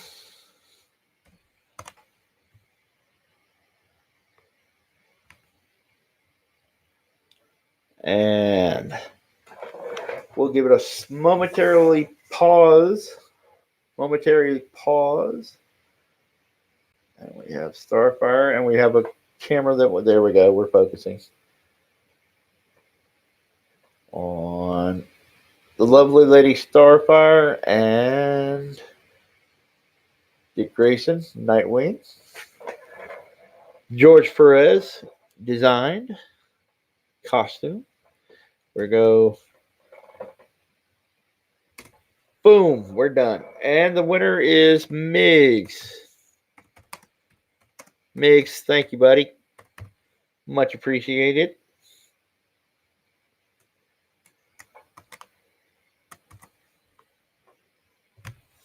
All right. Cool. Thanks, everybody. R2D2 for life. Hey, buddy, what's going on, man? Cool. Good seeing you in here. Again, if you guys have any questions, any ideas, any thoughts about what awesome Migs. If you guys have any questions or anything like that, we'll talk about Dragon Guard or anything of the day, any kind of cool stuff you want to discuss. That's what I'm here for, doing a little promotion. And I have this spawn that I'm working on. I'm going to go ahead and finish it because I think maybe somebody likes it. It had a pretty good response on Twitter. And so I'm going to put him up as a possible auction, maybe. Depends on you guys want it. If anybody's interested. Or we might wait. Might wait for another day. Depends. But regardless, how's everybody doing? Juan Del Diablo. Hey, Kevin, are you auctioning the spawn as well? Yes, sir, I am. Yeah. I just didn't know if there was any interest. But if there's interest, in the chat, you can say, hey, let me know about it. Say, I want that spawn. I'll let you know what the starting bid on it is. This is a single figure in pencil. I'll put this up here so you guys can check it out.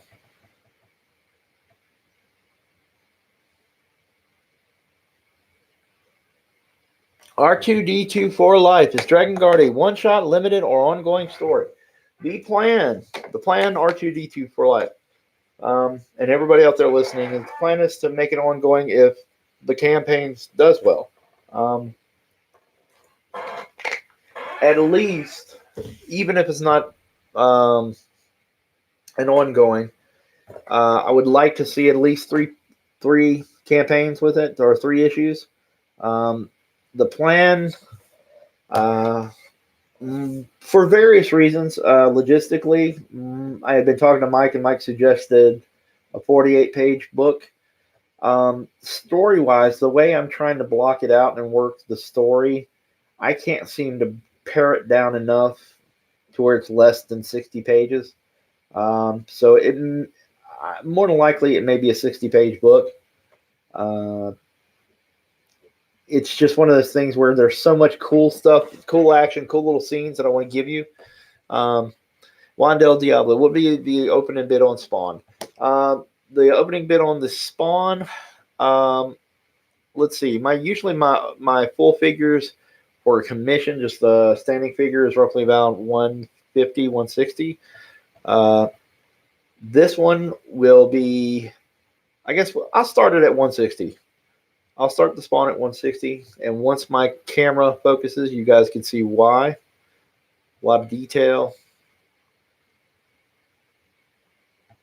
And the cape will be in there flowing, looking awesome.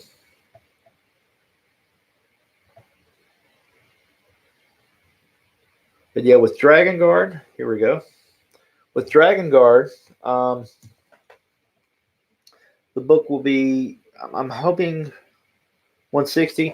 I know that some of the polling, I did a poll on my Twitter, and we looked at the book being, looked at the perks and things, and a lot of people wanted to see more story pages, so I can add to that. I may make a cheat or at least a stretch goal for so many extra pages. That may be one option. And I'm looking at just wanting to tell this story. These characters are fun. I've got a good idea where I want to go with these. I think the villain, I honestly think the way I'm writing it, I think the villain is the guy you guys will really enjoy. It's so often, a lot of times, that usually how those things work. But there's so many cool little things that I want to do with it, and I want to have fun drawing this stuff. I think fantasy doesn't get enough of a fair break. I've done superheroes all my life, so doing fantasy, I want a chance to be able to do a fantasy book that's fun. Let's see. I'm just taking a look at the chat real quick. But yeah, the plan, at least with Dragon Guard, is I would like to at least get 3 campaigns out of it. The plan would be to get, my favorite thing is, I don't know, with a lot of the old graphic novels and from the late 80s and early 90s, a lot of those were like perfect bound. I loved whenever they would do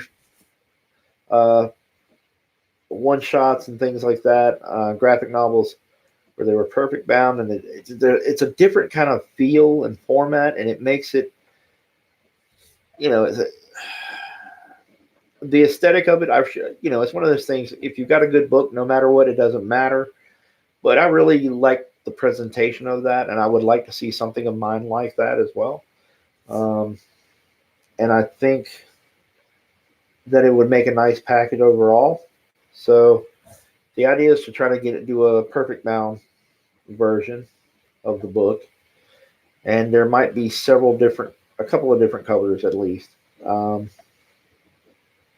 I'd like to have Mike do one. I would have a couple that were me. I've already got some special guest inkers that I'm trying to line. Well, I've gotten verbal commitments. It's just a question of actually being able to afford them, getting the money together. But I have a couple of really awesome inkers and another colorist that I really want to work with. You guys mostly know the guys.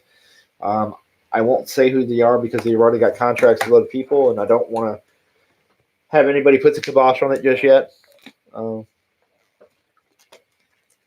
But yeah, Wanda Diablo, I will start at 160 for the pencil piece. It would be the penciled full figure, and my PayPal one, if we auction it, we start the auction for it. I will. The PayPal information is in the bottom, and you basically would say confirmed. All you do is put if you wanted it, you'd say 160 and then put confirmed. And there's the piece. And it looks like my camera's working again. Pretty good.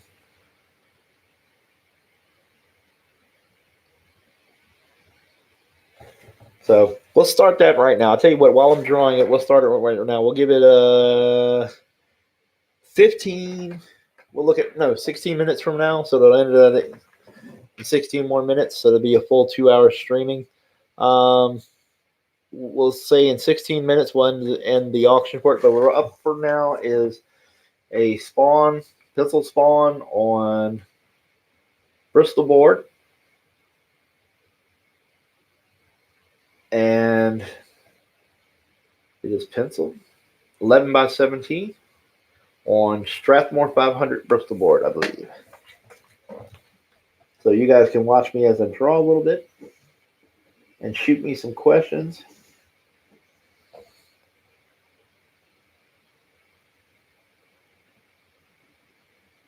that's what we're going with Dragon Guard right now. A lot of good things. Metal prints is another thing I'm looking at.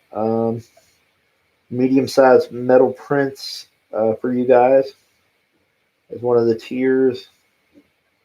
We'll have original art from the book for sale as well as one of the tiers. Trying to think of all the cool stuff. And definitely some, either sketch cards or collectible cards of some kind. I can usually roll through sketch cards pretty fast. I used to do a lot of that on the side. Work for Upper Deck and Cryptozoic, so I can handle multiple cards pretty well per day. I just don't want to get too bogged down doing commission type tiers, because that just adds to a lot of the extra work. And right now the focus is getting the book done and make sure that, see, if you're new to the channel, if you're new to the book, Eric Hawkins, I found a couple of places that do comic cover size metal prints for a pretty decent price. Yeah, we'll talk. We'll definitely get you to send me some info. But if you're new here, Dragon Guard is my book, and we're launching in late this month or early March. And right now I'm working out the tiers and the perks and extras and things like that. And I did a poll, and a lot of people wanted to see. The winner of the poll was original art and extra story. And I try to gauge that and get a good idea. And I'm trying to look at other things that makes it worth your while for you guys to be excited doing tiers and stretch goals. And that's a big thing for me. And I want to give you guys really quality. And the thing about the book is, I want the colors to be really pop. I want, things that maybe will attract kids. That's a big deal. It's a big deal for me because I think we need to cultivate some new readers. And the type of stuff that I'm doing, it's kind of an homage to the 80s cartoons, 90s cartoons, He-Man, Thundercats, Visionaries, even as so much to go as far as Gargoyles, Conan, and then even like Battle Chasers. I'm a big fan. There's some elements of there that I wanted. Battle Chasers was really huge. A couple of books that really, I think, could have made so much more of an impact. Like Dale Keown's Pit, I thought was amazing. I think that what killed him was too much time between books. I think he could have been just as important as a lot of other books like Spawn. They were exciting. They excited people, I think with Pit, and I think with Battle Chasers, some elements from Battle Chasers, I think they killed themselves with all these delays between books.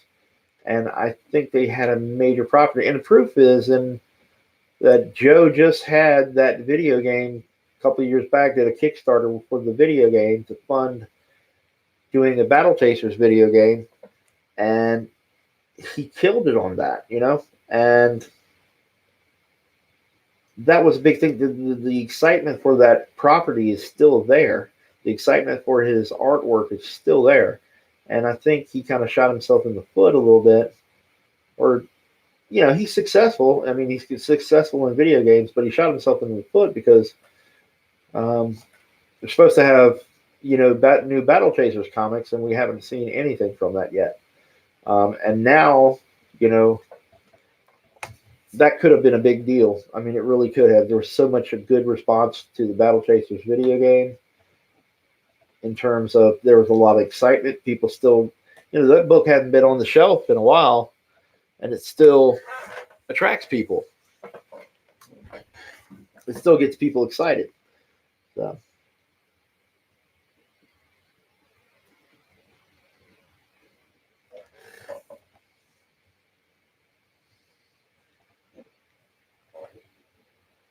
So I wanted to give people a book like that. I want it to be really fun. I don't know, some people might say, is that arrogant? Thinking that you're going to do something as cool as that? I don't know. That's for everybody else to figure out. I don't really care. It's one of those things where I want to show you guys what I'm capable of. And if you think this stuff is awesome, then who's to say it's not? And who's to say that I can't give you something fun like those books? I want to get there. I want to get there and give you things to be excited for, to pick up. And um, I've got a few people helping me, giving me a little bit of advice, pointing me in the right direction of printers and things like that, so that I give you the very best product I can put in your hand. I promise you it won't be any tissue paper. It won't be any terrible stuff that comes off on your hands or anything like that. We're going to look for the best and give you the best.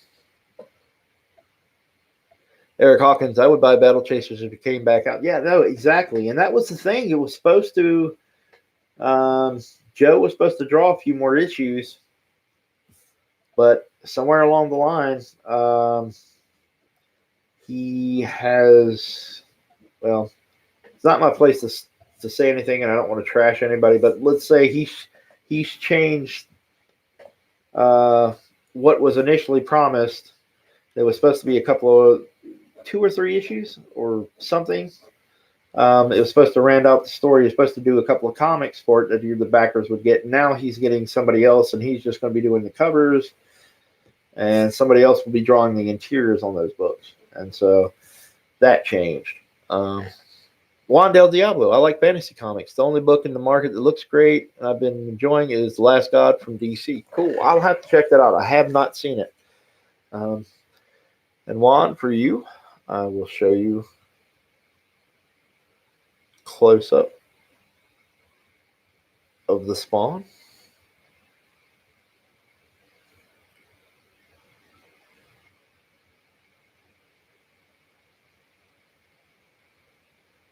And he'll have his whole cape flowing and crazy tattered stuff going on there. And the opening bid for that is $160.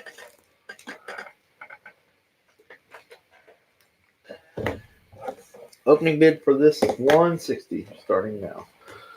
All right, we've got 8 minutes left. Now 7. 7 minutes left to bid. Anybody wants to do an opening bid? So the opening bid starts at $160, and you can do that in increments of $10. So we need a starting bid of $160 for the Spawn you see on screen. Anybody else got any extra questions there? Any thoughts?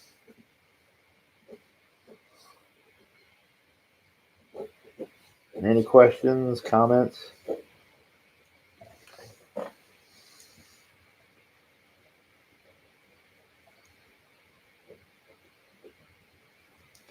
I'm glad you guys are tuning in with me, checking out stuff here on a Valentine's Day Friday.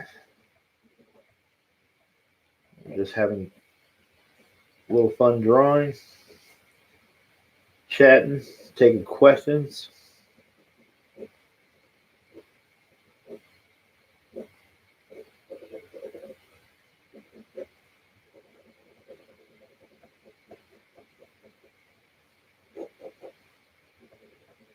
And I don't want to leave dead air. That's just me. Flybox Pro. Gabe Athlib will be doing a fantasy comic when he eventually crowdfunds a book. I don't know who Gabe is, so definitely you can inform me in the chat here. Let me know. And forgive me for not knowing, but I will gladly be open to having you tell me who this guy is or this person is and how awesome they are.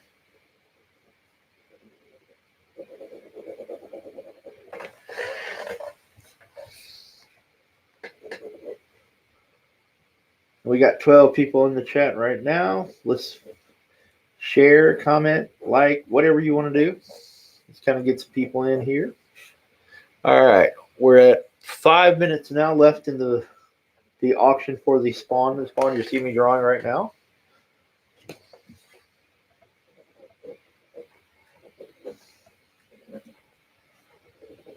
This is this piece I was doing back when I had was hospitalized. I found it recently, and I was sharing it on Twitter. And luckily, I'll be able to finish this up. I was going to finish it up anyway. I thought it looked pretty cool. I don't think at the time I was as happy with it as I'd like to have been, but I think I got a really good response to it on Twitter. Really high like value on my Twitter.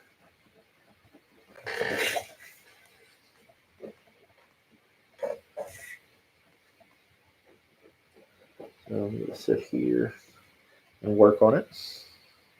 He was the colorist on Bigfoot Bill 2 and works for DC as well. Oh, okay, cool. Sweet. Well, that's good to hear. Then he'll probably do pretty good. I'm hoping there's an appetite for the fantasy books, just to break it up. You know, I mean, I love superheroes. I've been doing it. Been working on superhero books all my life, and there are books out there that I think would play to my strengths and luck. And unfortunately, I haven't had a lot of luck getting an editor to put me on those books. That's okay. But you know, eventually, at one point, you look around and you say, "Hey, I'm not getting what I want out of things." And I busted my butt. I've been a fill-in guy. I've had a few short runs on a few books. Army of Darkness. I worked on Legion of Superheroes. I did like 5-6 issues of Army of Darkness for Dynamite. I did Legion of Superheroes. I did 9 total issues. Let's see, what else was I working on? I did 3 issues of Nova. There's a whole bunch more, but I just, you know, trying to remember my entire catalog. I did a large amount of fill-ins for the what was it? The Rise and Fall of Arsenal for DC. There's tons. Few issues of Generation X. Nova. I already said Nova.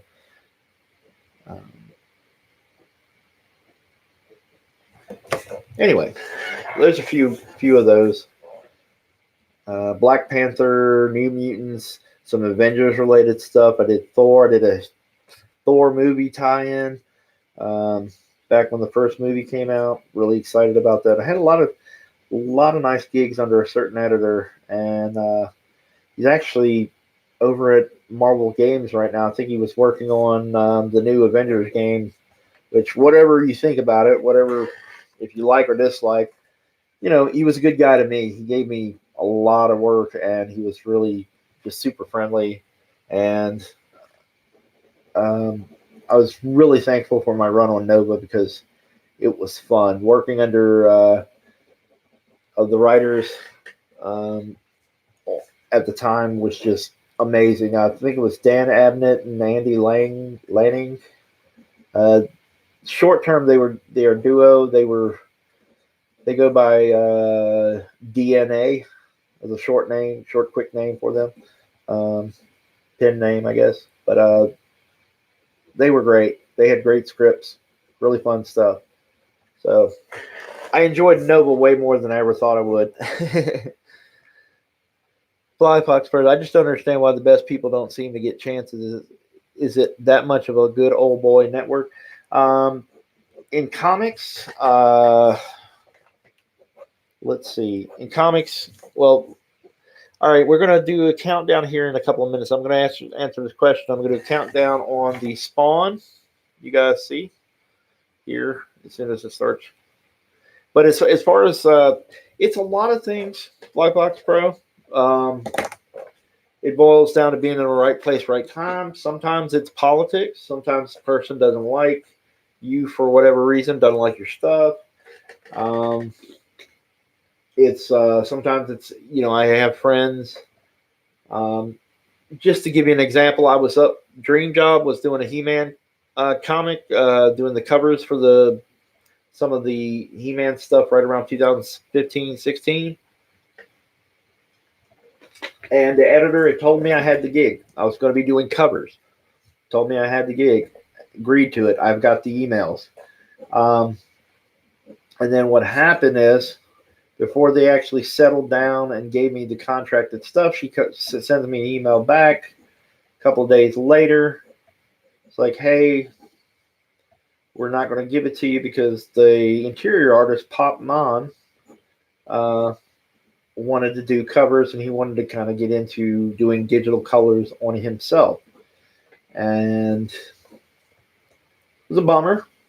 I have nothing there. I've never met Pop. I've never talked to him personally, but I don't have any hard feelings or anything. I was mad because the editor at the time, she reneged on it and gave me the gig. She told me I had it. And then after that situation happened, told me she promised me to give me covers on another book, and then she turned around and then dropped out of it, gave me some kind of BS excuse that I wasn't in this system, which was funny because I was in this system enough that I was being paid royalties for the work that I was doing. And I mentioned, I was just like, hey, whatever forms you want to give me. But she just never do it. She never returned my emails or anything. So you get a lot of crazy stuff going on sometimes, There'll be a lot of factors. I don't know. I don't know if this person had a problem with me. I don't know if she had a problem with my stuff, or somebody whispering behind the scenes that they didn't like me, or whatever it may be. That stuff happens, and it's unfair. But unfortunately, the problem is what can you do about it? Who do you complain to? And these people won't admit it. And a lot of times it's not malicious, but you would hope they'd do what's best for the book, And I can tell you, I was definitely super excited about that. That was a big deal for me, huge deal for me. That would have been one of the most fun experiences I'd ever had. So sometimes getting on these books is, it's just the right place, right time. Sometimes people have grudges. The problem is how do you prove it? How do you have any recourse for it? All you can do is just look forward to trying to see if you can find a good gig sometime. And it sucked. What happened was, it was me, especially with Nova, which was one of the best experiences of my professional career, was that my editor on Nova moved over to Marvel Animation and then Marvel Games. And he moved out to the West Coast, so I was kind of left. I didn't have a lot of people to work with that were as good to me as that guy was. He kept giving me good stuff. So, okay, well, here's the Spawn, and the opening bid is for $160. My PayPal information is in there. It's not done. I'm working on it right now, but I figure since it's getting a little late, this is one of the longer streams I've done. But it's on the East Coast, it's 11:43 right now, and so I'm going to let you guys see this real quick.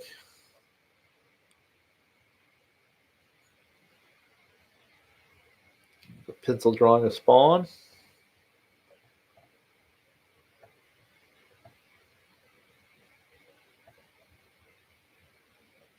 And I'm working on that right now. If you guys want to share it on Twitter, share it on Facebook, share it on wherever you need to share it. That would be awesome. Okay. And it's 11x17 on Bristol board. Strathmore 500. and I'm just going to render the heck out of it.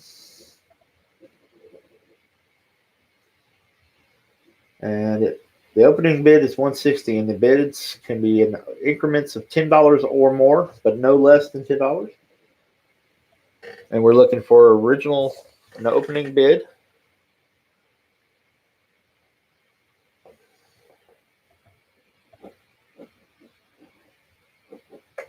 And I'm going to start the countdown while I'm drawing. I'm going to 10 seconds before I start the countdown. And then we'll take it off the table if there's no offers, no bids. We're starting at 160.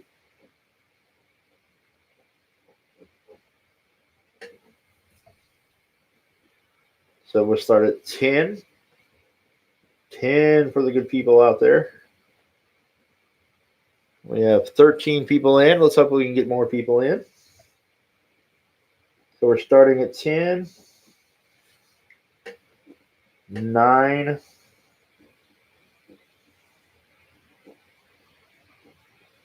8,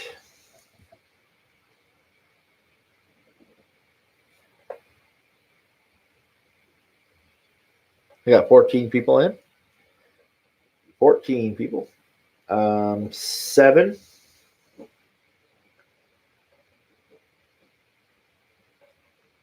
6,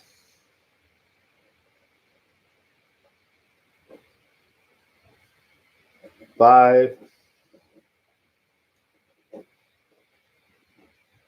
4,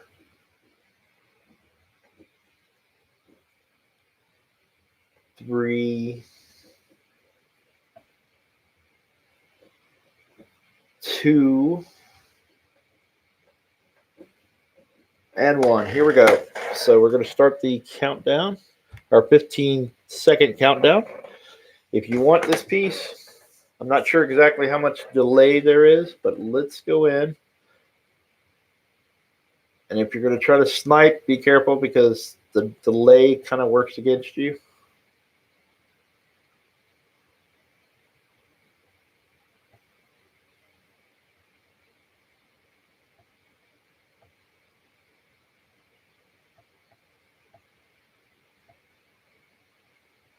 All right. All right, we're going to start now. 15. 15 for all the good folks out there. We were at 14. We're coming in at, we had 14 people in the watching right now.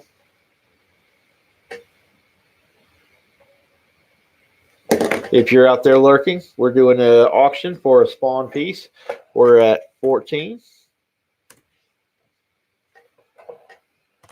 13. This is 11 by 17 spawn pencil piece. I'm going to try to not be herky-jerky with the picture.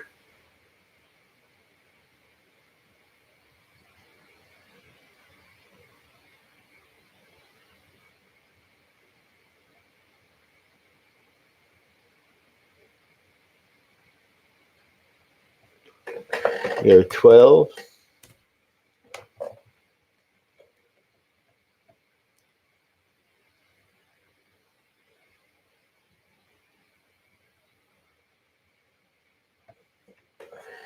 11. I'm going to noodle on this a little bit more and give you just a second.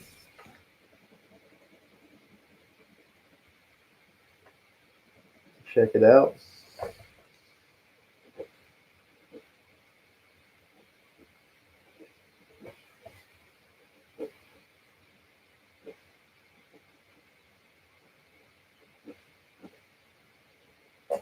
All right, we're at 10.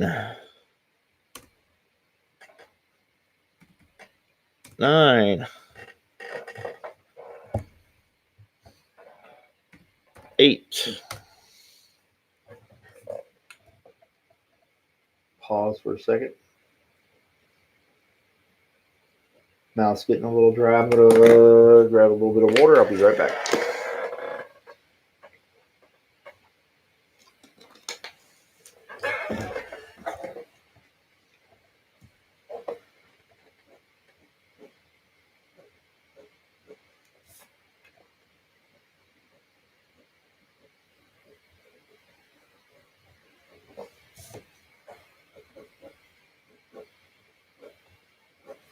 All right, we're at 7,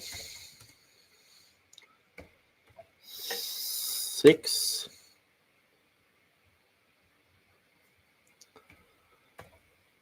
5,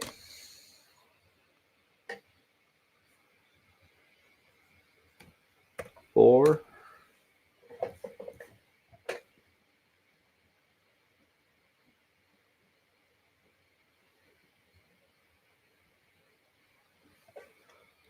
3. We'll be wrapping it up here soon. I'm going to give a pause just in case somebody wants it. And to understand that you need to write confirmed if you would like the art. It starts at 160.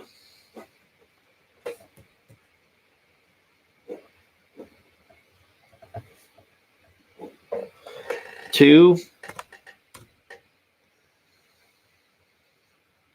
a 1,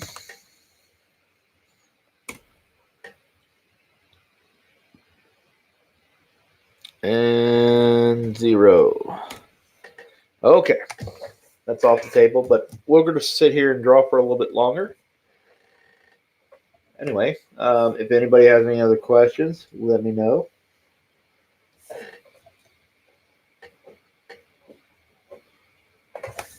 And if you've seen the link in the description, we have Dragon Guard. Dragon Guard is in there. You can check that out on Indiegogo. Check me out on KevHulk73.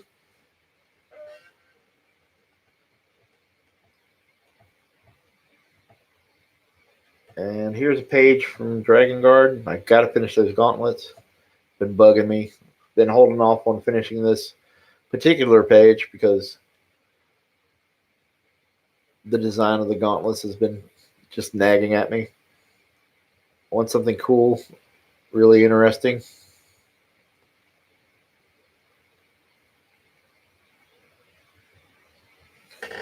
Anyway, and then earlier tonight, Miggs was the winner of the Starfire.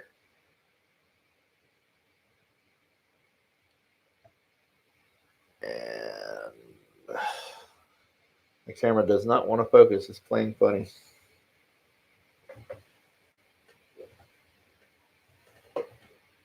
Oh, there it goes. Boom. So there's the Starfire Nightwing from Drawn and Quartered. Gold medal winner.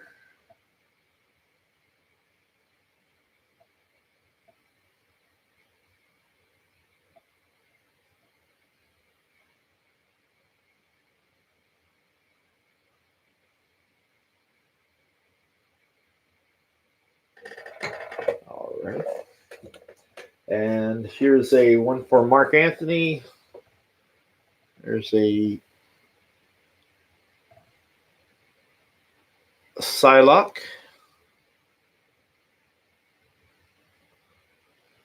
That is awesome. I had a lot of fun drawing.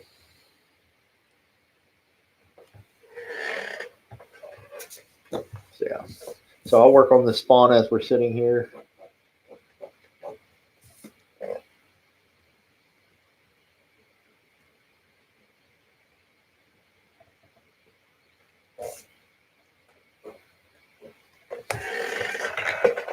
So I trust everybody's had an okay Valentine's Day. Everybody having a good time.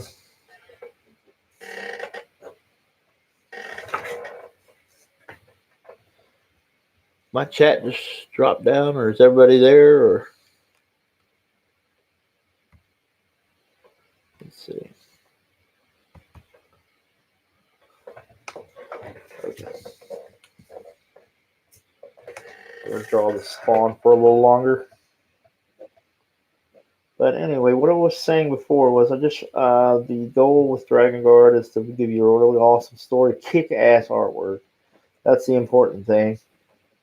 The colors and everything else, it just has to get your attention, man.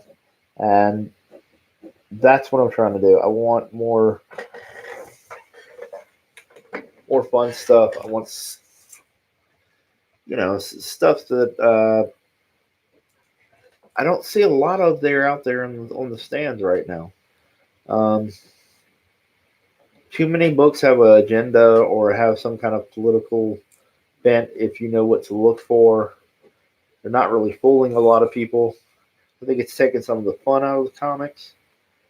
And also just wanted to try a little change from the superheroes. You get a little bit of the superheroics anyway with some of this the fantasy and the magical stuff. So you get a little bit of the best of both worlds with that, and you get to have fun drawing. And I'm hoping for me it shows through to you guys because I'm having fun drawing the things I really want to draw, and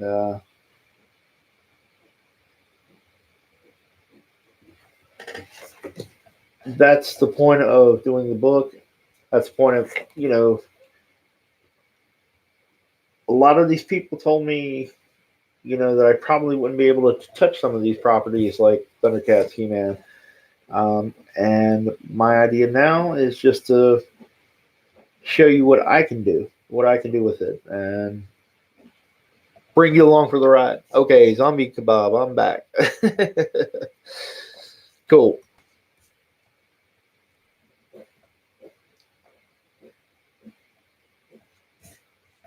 But there's a lot of good guys out here, and there's a lot of good guys that give you some great stuff. And I think that going back to what I was saying, there are a lot of these books, whether it's Pit or Battle Chasers or something, they bring a lot there. They could have brought a lot.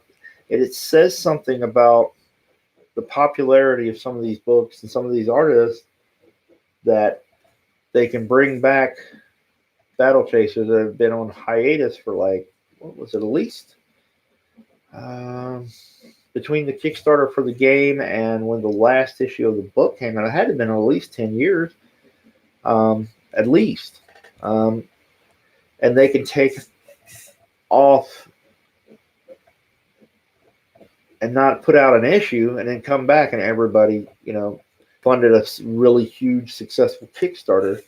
And some of these characters are back. So I really think that there's at least something that resonates with the fans. It's got to be something there, and I hope that we can do that and bring you guys on the ride with me and give you some pieces of kick-ass where you want to put this stuff on your wall, whether it's metal prints, whether or not it's prints, posters, whatever. And even if it's not on your wall, it's in your collection.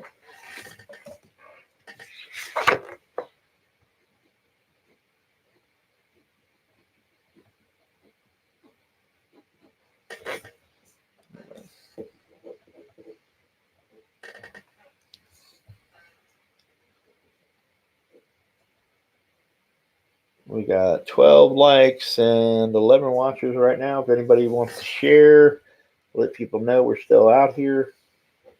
I imagine a few people are doing streams.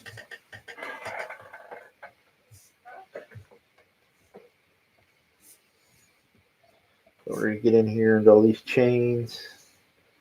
That's the really monotonous part, is getting a lot of these chain links. So one thing that doesn't get a lot easier is when you're doing things like chains. There's only so many tricks and so many fakes that you can do before you realize there really isn't any good way to fake any of it. You just have to draw it, It's like I remember with some of these Masters of the Universe books that DC was putting out, the writers were, the modern ones, the most recent ones, man, the writers, it seemed like every other story arc, there was like these huge battle scenes, with all these palace guards and monsters and stuff, and it would be this huge, legion of guards and things like that fighting on a battlefield, and they would have these double-page spreads. It seemed like almost every issue, and I know, man, that it is not easy. Some of those things are not easy to draw. There's no quick way to do it. I tell a lot of people this, but if you're going to be a writer, just be aware of what you give your artist to draw. And I know the same thing can be said for the artists and the inkers. When a penciler gives the inker something elaborate to ink. But when you hand, an artist, or you're writing and you need to understand it might take you, for this writer that might write a paragraph saying, hey, he met, or the palace guards, the Eternian palace guards on the battlefield fighting so and so with legions of monsters and steeds and, you know, cats and big cats, big dinosaurs, big woolly mammoths, whatever, all on this battlefield. It doesn't take that long for a writer to write that, but try drawing it. It's overwhelming. There's no easy way to skip out of those. You know, there's no easy way to blow through those. That's definitely going to take a chunk out of your deadline trying to draw something like that. You're going to lose some sleep, and that's not easy. There's fast guys out there, but there's no easy way to get away from a battle scene on a battlefield. And if there is one, other than taking your computer and cloning something in a program so that you're cut and pasting these figures, other than that, there's no way. If you're going to legitimately draw a battle scene on the battlefield, it's going to take you a long time.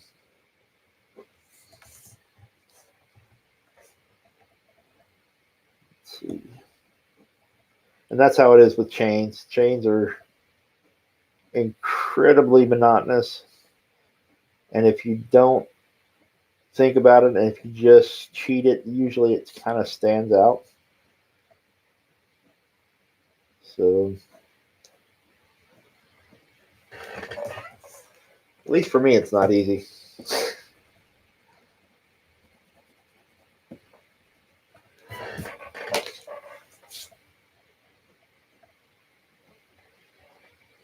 Anybody out there got any other questions? We're still at 11, so we got a few people in here watching.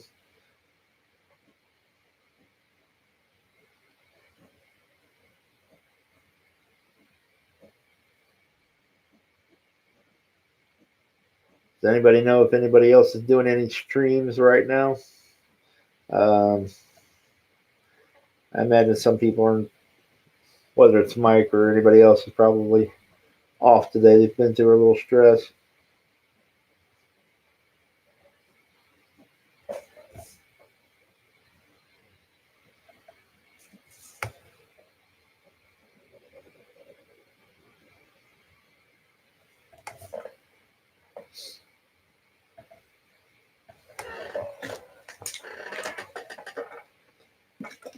Oh, wow, we got 14 likes. And then we dropped down to 9 viewers. Come back! Come back! Let's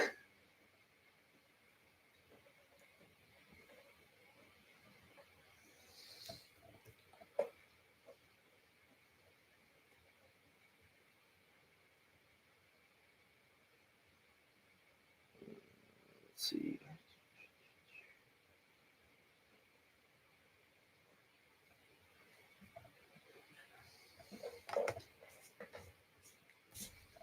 More chains, more chain leaks.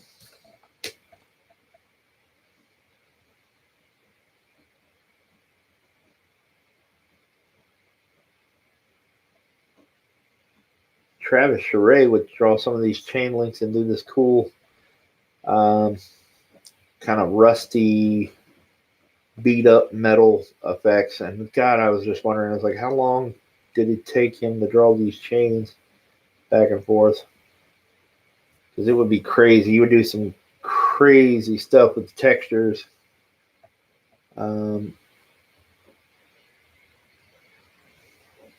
You're remotely familiar with Travis Charest's stuff. He's gone through a metamorphosis. Stuff's got a little bit more looser, a little bit more natural, a little more realistic figures and things like that. He used to be a very strong Wildstorm-esque kind of style. So he's gone through a change, but I tell you, man, he would just pull out some of these crazy textures, and then you'd see a chain. I'll just draw one real quick. Try to see if I can mimic a little bit. But you'd have a chain, and he'd have all these little. I'll show it to the camera here in a second. But it would be all this kind of cracked up, crackly texture, rusted metal kind of thing going on. And I imagine it took him forever to draw these chains like that. Let's see if we can get in there. Get up there real close. Let's see. Maybe I'm not getting close enough. Yeah, there it is. There it is right there. Like that. Let's see if the camera focuses. But it would be this kind of beat up texture versus the shiny texture I have right here. And then you have this beat up texture. But it just looked like it spent forever, and it looked so good, but it definitely looked like it would take a long time to draw that.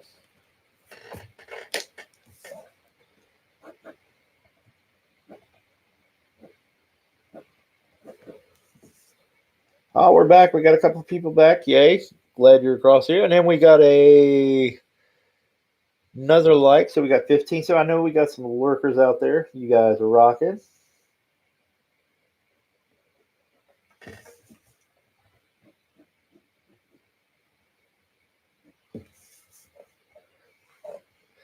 Mike Oxmall. What's up, y'all? Hey, hey, hey. Okay, cool. Nice having you along, Mike. You're new to the channel. If you're new to the channel, thank you for coming in. In the links in the description, there's a link for my book, the pre-sign up, where you get 10% off the book when I launched the Indiegogo. It's my book is a fantasy book called Dragon Guard, and if you're interested in checking it out, hit that link, and you'll see some artwork from it as well. And thank you for coming along. We're at 10 now. Lots of likes. Kato the Younger. Hey, ladies. Well, Kato, nice having you along here. We're going to be drawing for a little bit longer, then I'm going to call it quits. So I'm going to give it another 20 minutes, maybe. Captain Hills, thank you for hanging in there, Captain Hills. Appreciate it, buddy.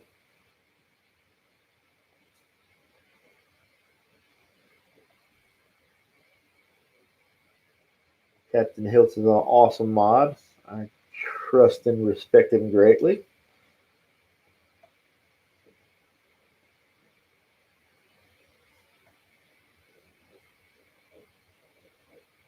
I'm sitting here working on the spawn. I'll show this again to you guys. Let me pull back. Oh, no. We're up to 17 likes, but 8 people watching. That is weird, but I'll take it.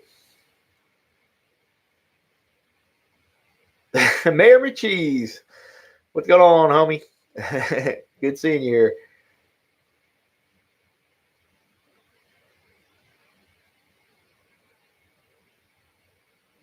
Here's a spawn that I'm trying to wrap up.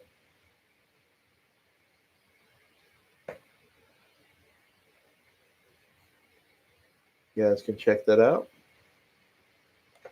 Hopefully you guys can see it well. Let me see if I can get in here and actually give you a little bit more detail so you can see all the crazy crap that I'm doing. But good crap, not bad crap. Not the stuff you step in and you get it stuck to your shoe.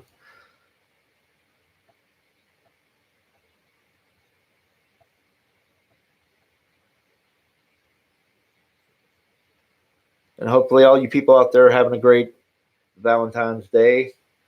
And you guys can check out the Hugh Jazz. Hey, what's going on, man? Good seeing you here. This spawn does not make me yawn. All right, brother. I'm glad you're around, man.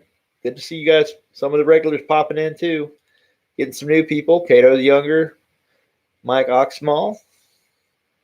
Eric Hawkins. Great looking spawn. Thank you, brother. So I'm going to sit here and draw a little bit longer. If you guys have any questions, since I got a few new people in here, if you have any questions that I can answer, anything interesting, anything fun, or just what kind of favorite milk I like, whatever, feel free to ask.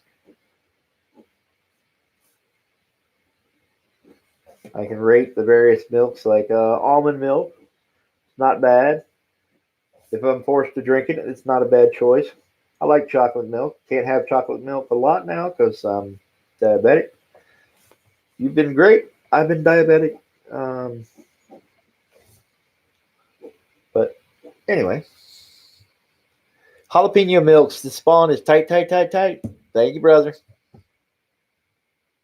Good having you guys in the chat. Makes me happy. We're at 19 people.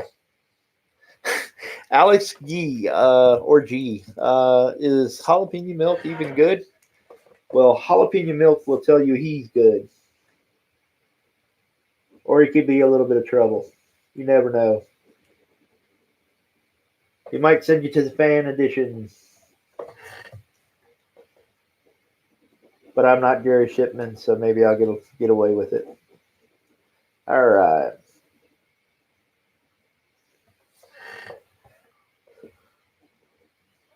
Oh boy. And under spawn here will be a bunch of rubble and all kinds of fun stuff like that.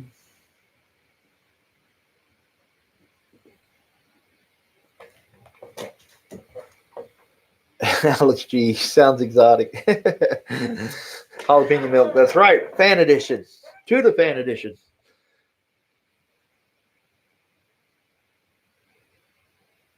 I am for all of you guys who may be new and don't know, I am a 24-year, 25-year comic veteran, and I have worked on a bunch of different things. My first work was for DC, or at least my first professional work was for DC back in DC Comics back in 1994. Showcase 94 number 12 featured a character called Triumph. And since then, I've done a bunch of work for different companies. Whether it's DC, I did Steel Annual.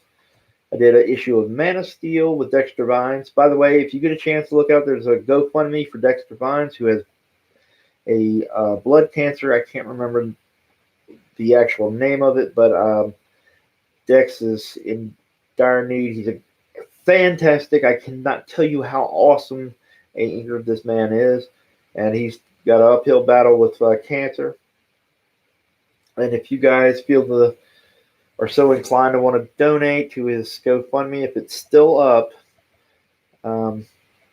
he could use your help. We don't have, a lot of us don't, unless you've got a really cushy contract, a lot of us don't get health care. And Dex is one of these really incredible guys. One of these talents that no matter who he inks, it always looks good, and he always brings you up another level, man. He levels you up.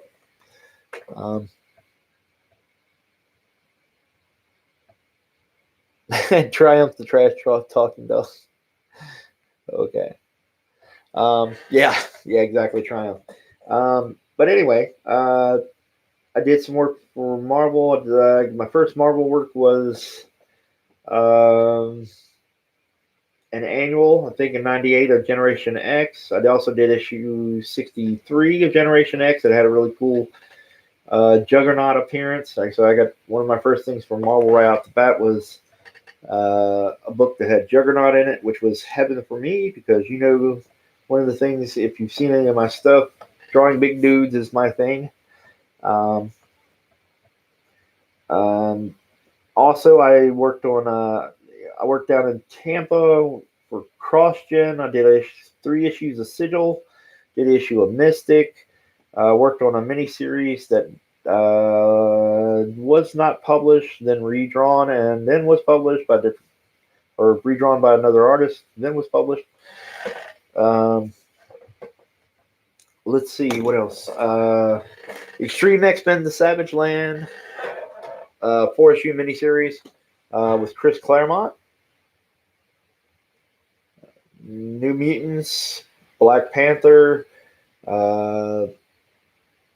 a bunch of Avengers related stuff. So anyway, if you're new to my stuff, I am all over the place. I did 6 issues on Army of Darkness. So if you like Army of Darkness, the character Ash, Evil Dead movies, that kind of stuff, then you would like that mini series or those series of issues that I did.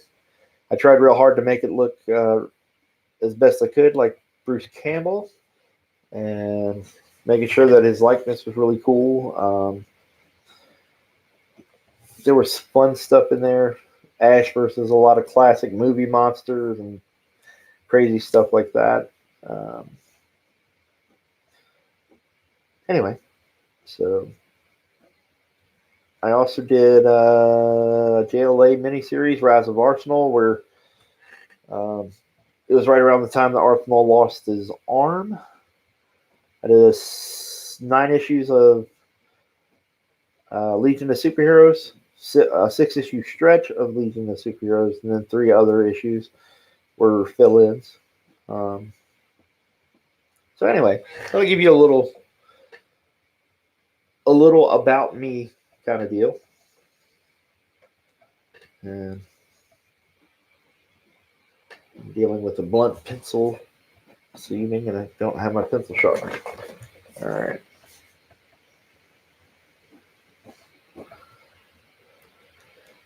Make 'em and cheese. Eric Hawkins fan edition is awesome. Hope to make another appearance soon. Sweet, man. And we got 10 people in right now. Hopefully you guys just keep on sharing. I hope you enjoy it anyway. So far tonight, the topic of discussion has been Dragon Guard, my book on Indiegogo, the new He-Man series, the Masters of the Universe series that Kevin Smith is the showrunner on, and they just released the voice cast list for that. And normally, to a lot of people, the voice cast isn't a huge deal, but this one kind of is, because it's got Mark Hamill, Sarah Michelle Gellar, the Batman, Kevin Conroy,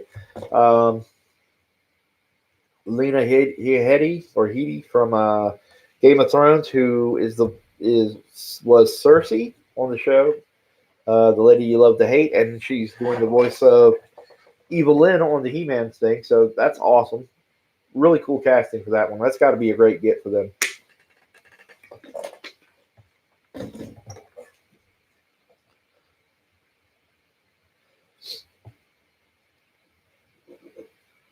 And then we were talking about Robert Pattinson's Batman costume reveal that's been going around on the interwebs, because that seems to be a big deal.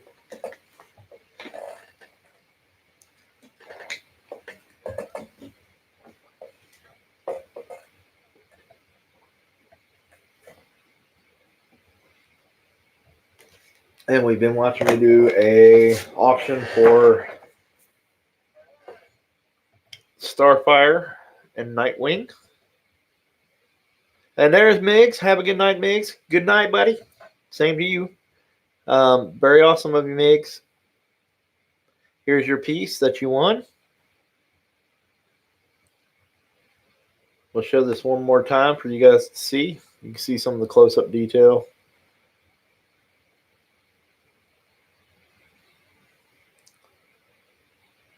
There's Nightwing.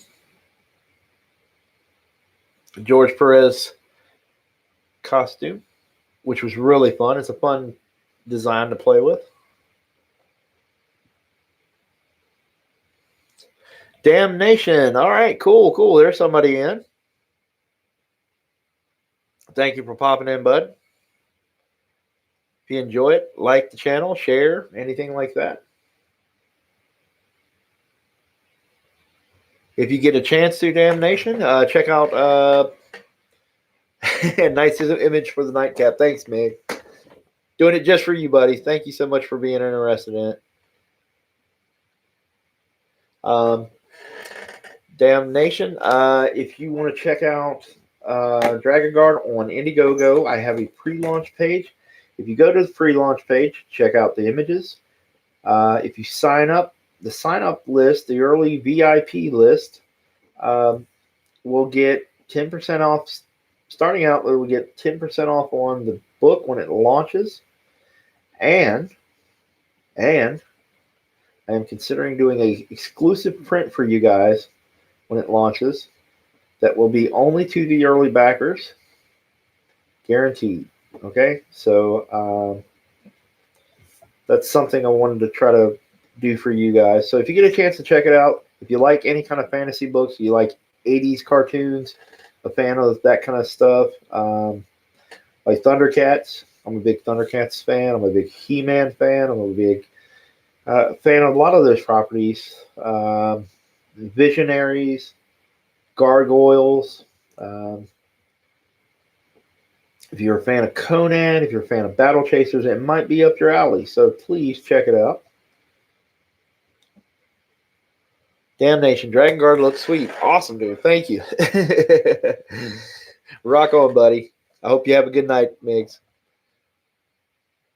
Captain Hiltz is also killing it, man. Appreciate you reminding everybody to check out Dragon Guard. Putting the link up.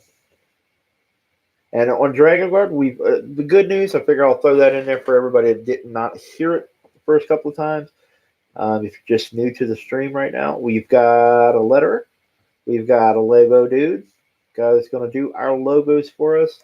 Is doing some killer stuff. He and I have just been talking and bouncing ideas, so it's getting closer and closer to where I can announce a logo for the book, which is going to be exciting. Logo really stands out, especially when your book's sitting on the shelves. You don't realize how much just a good logo, a good font, something that is going to catch your eye will stand out from all those books sitting in front of your book and sitting behind your book on those shelves. It's an important part of everything.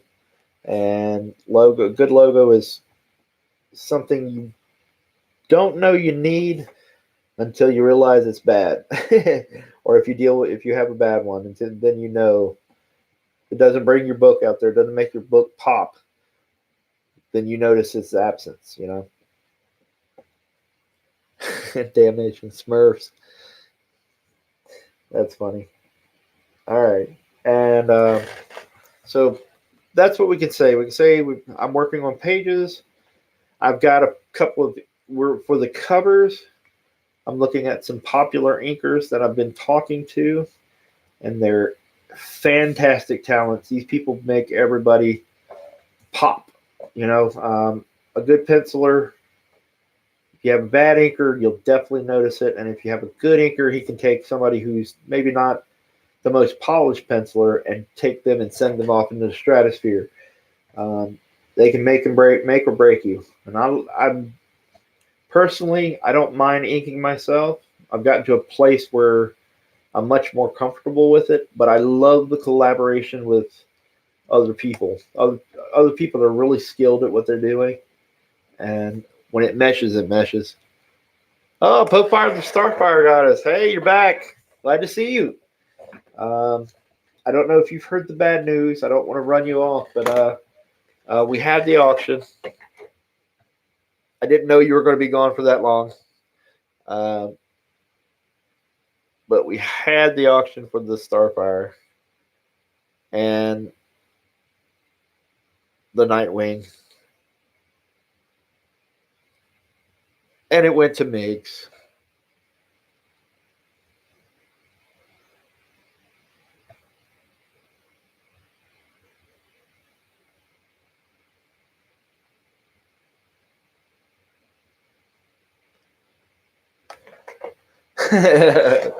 Popefire said, "Baby, it's okay. I forgive you." Alrighty. All right. Good. But you got to check it out. Migs was saying you were playing Overwatch. Were you having fun?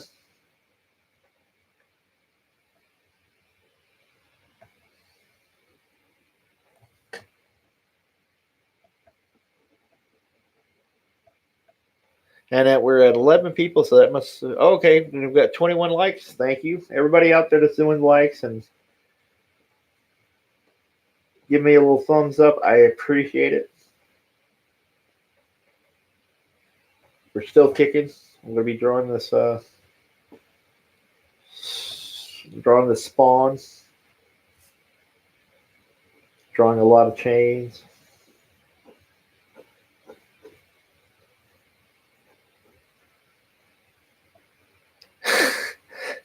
Yes, we have a group with Teen Titans names. It's funny. Damnation, I get my butt kicked in Overwatch. Oh man, you guys, I wish I had time to play video games. I don't play a lot of games that me personally, I don't play a lot of games where I have to get too sucked in them. I will tell you that I'm a big, huge fan of Dragon Age. I was getting ready to say my book's name. Yeah, but I'm a big fan of Dragon Age and generally wrestling games, although I will not touch WWE 2K20 this year. It was awful. And last year, you could definitely tell it wasn't as good as it could have been. But I play a lot of games that I usually try to keep from being sucked into for too much because I can binge video game play a lot of things with the best of them, and I do not want to be that. It's counterproductive to the work that I do. Get too sucked into it, too obsessive of it, and so I stay away from a lot of games that can do that. I can usually put down the wrestling games. I can put down the racing games every now and then. But I haven't played a racing game in a while either. But given the kind of stuff we do, it's hard to. I have to force myself not to touch that stuff because it's too easy to be a distraction, and I definitely don't want it to be a distraction. A lot of big name guys would blow off their deadlines playing video games, and it was just such an awful thing back in the day. Dragon Age on PS4 is good, yeah. All the Dragon Age series I really enjoy. The voice acting and the story stuff is just really well done. I mean, even with everything that BioWare has been doing, like with Mass Effect, and you hear all that bad stuff, it seems like Dragon Age managed to avoid most of that kind of that influence where it was detrimental to the series and stuff. So far, I'm waiting for Dragon Age 4 because I imagine that's going to be the make or break to see whether or not they're going to, the influences. Damnation. Video games should do more comics. Yeah, man. I've been reading a lot of things online where video game makers were saying that, hey, story doesn't, they don't worry about story so much because story doesn't matter or seems less likely to matter in video games. And I completely disagree. If you have a really great story in a video game,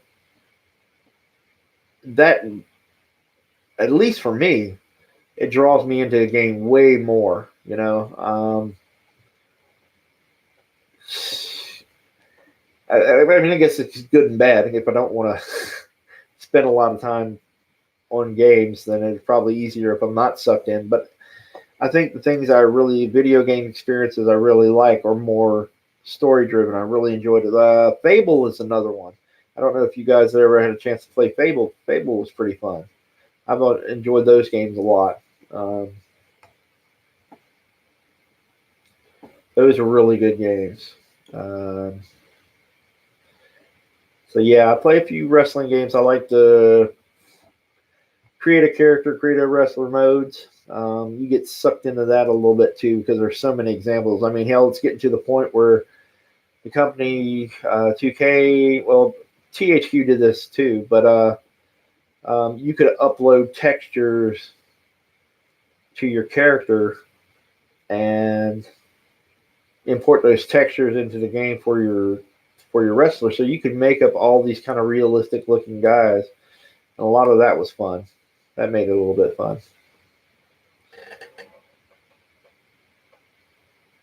Popefire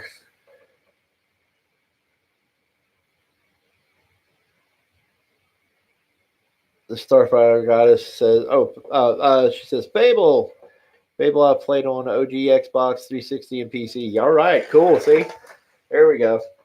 That's a fun game. It's, um, I think when Peter, I guess it's Peter Molyneux, or I may not be, I'm mangling the pronunciation of his name, but uh, he was very ambitious about what he wanted to do with it, and he didn't achieve a lot of things that he was trying to do, but the stuff he did was really good. It was really awesome.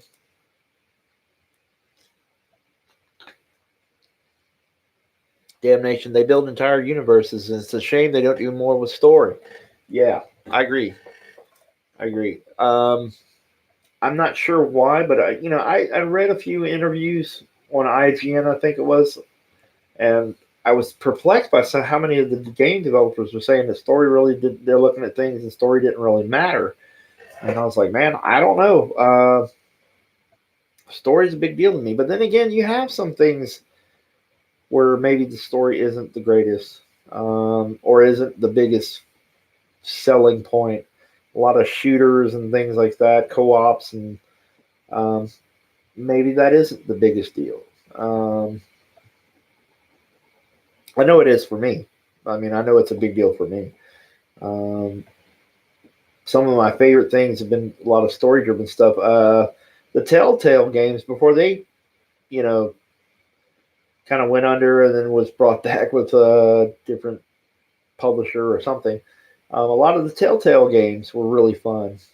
Um, it was kind of a choose your own adventure kind of setup, but they were really fun games to play. Um, like The Walking Dead, and there was a few others. But Fable was a big deal for me. I love that stuff so much. And if I could recommend, we're talking about the original Xbox. Um, so what you mentioned the original, I will tell you a underrated game, and I guarantee you probably in a vein of like Tomb Raider and things like that. The first Buffy the Vampire Slayer game was fantastic. The voice actors, all from the show, were on that. Um, it was set up kind of like in the Tomb Raider action kind of deal, and it worked great for that. And it was surprising because I watched the show, but I wasn't a huge fan of the show. But I played the game, and that made me a fan of the show because I was really impressed with the mechanics and the voice acting of it. It drew you in like you were actually playing the show. And they had a sequel. The sequel, the controls were a little clunkier, a little sluggish, a little bit more sluggish than the first one. But it was pretty good too. It wasn't great, but it was pretty good. It had a few RPG elements to it. I would recommend it if you find it at a bargain basement and you still got your Xbox and you still want to just play that kind of cool stuff. Definitely recommend Buffy the Vampire Slayer. A complete hidden gem of a game.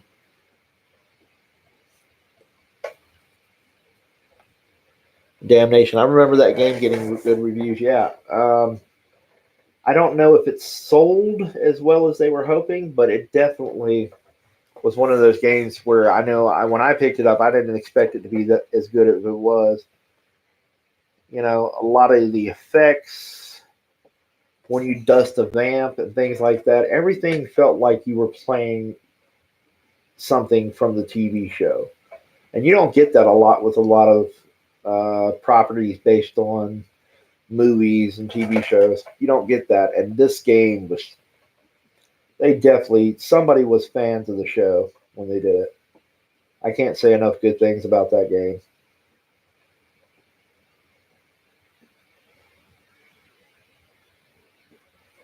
So yeah, I don't play a lot of games, but what I play, I usually is in the vein of wrestling games or racing games or um, a good RPG. But I try to stay away just because I know I'll get sucked into it. And I am a huge Dragon Age fan, and the first I didn't like Dragon Age 2. It was too much like a dungeon crawler kind of deal. The way the play mechanics were set up, which was completely different from the first one. But the characters are so good in those games, especially in number one. And then all the expansion stuff and the DLC for the first Dragon Age, absolutely good stuff. And Dragon Age 3 kind of brought it back to being to more closer to Dragon Age 1. Um,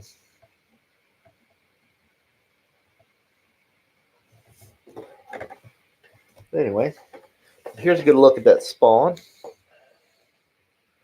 Damnation, how much time have you put into that spawn pick? You know, I couldn't tell you. I was telling a lot of people before you came in, before you came into the stream, there was, let me see if I can get the camera to focus. I did this a couple of years ago. What happened was I did this piece a couple of years ago, and right around the time I was doing it, I think I was trying to get something for a con. And it was in November or something, and I got sick. Was hospitalized. That's where I found out I had high blood pressure, diabetes, that kind of thing. And I was in the hospital, and I had kind of just left it unfinished, and I hadn't done anything with it. And then I came across a photograph. I had a photograph. I posted a photograph on Twitter, and it just kind of blew up. People really liked it a lot more than I thought people would like it. And so I figured I'd dust it off and wrap it up, turn it into a print. So I think this is like the second or third Spawn redesign costume. So this might have been the design right around the time when Greg Capullo took over Spawn.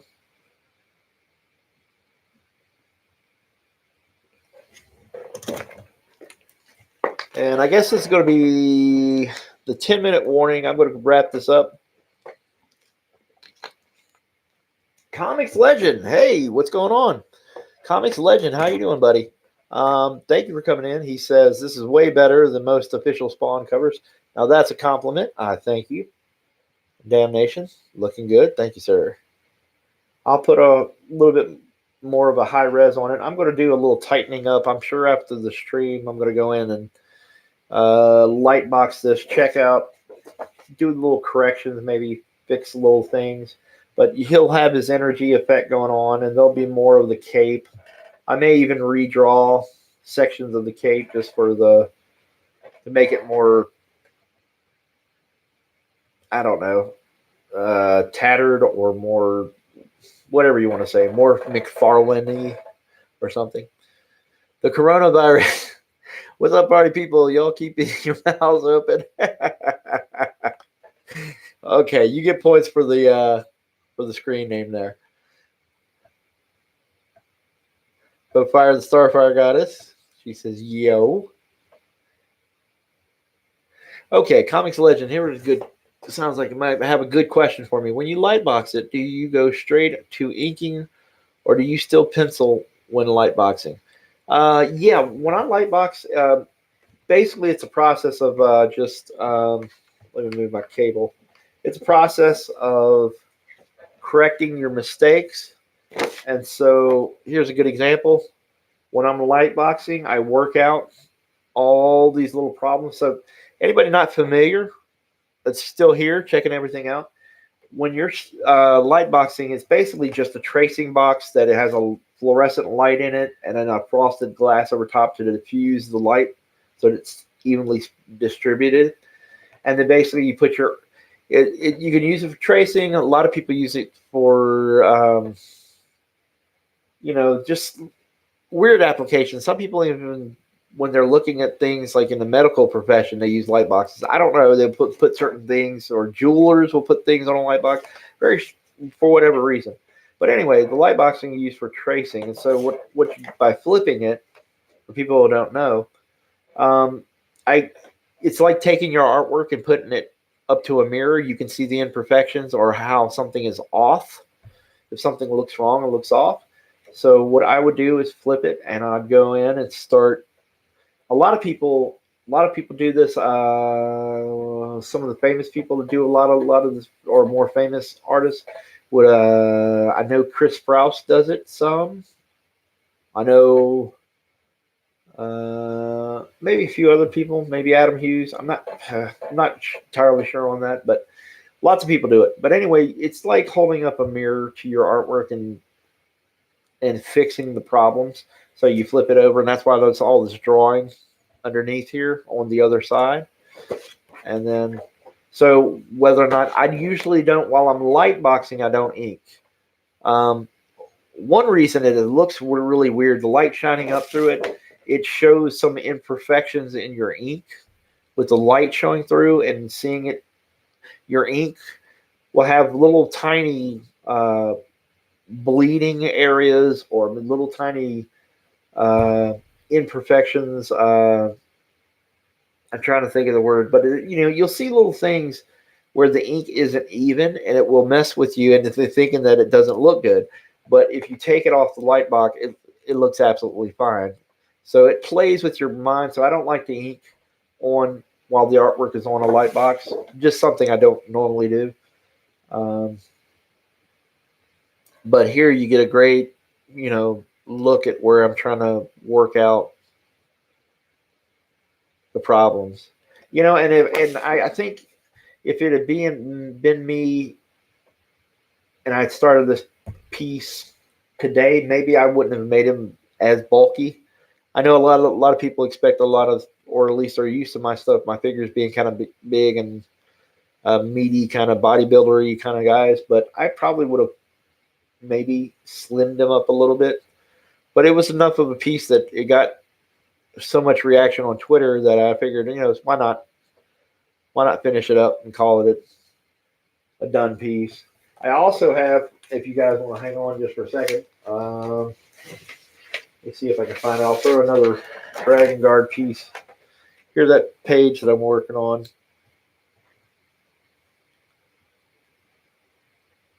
But I wanted to show you another piece from that time period that I managed to scrounge and find.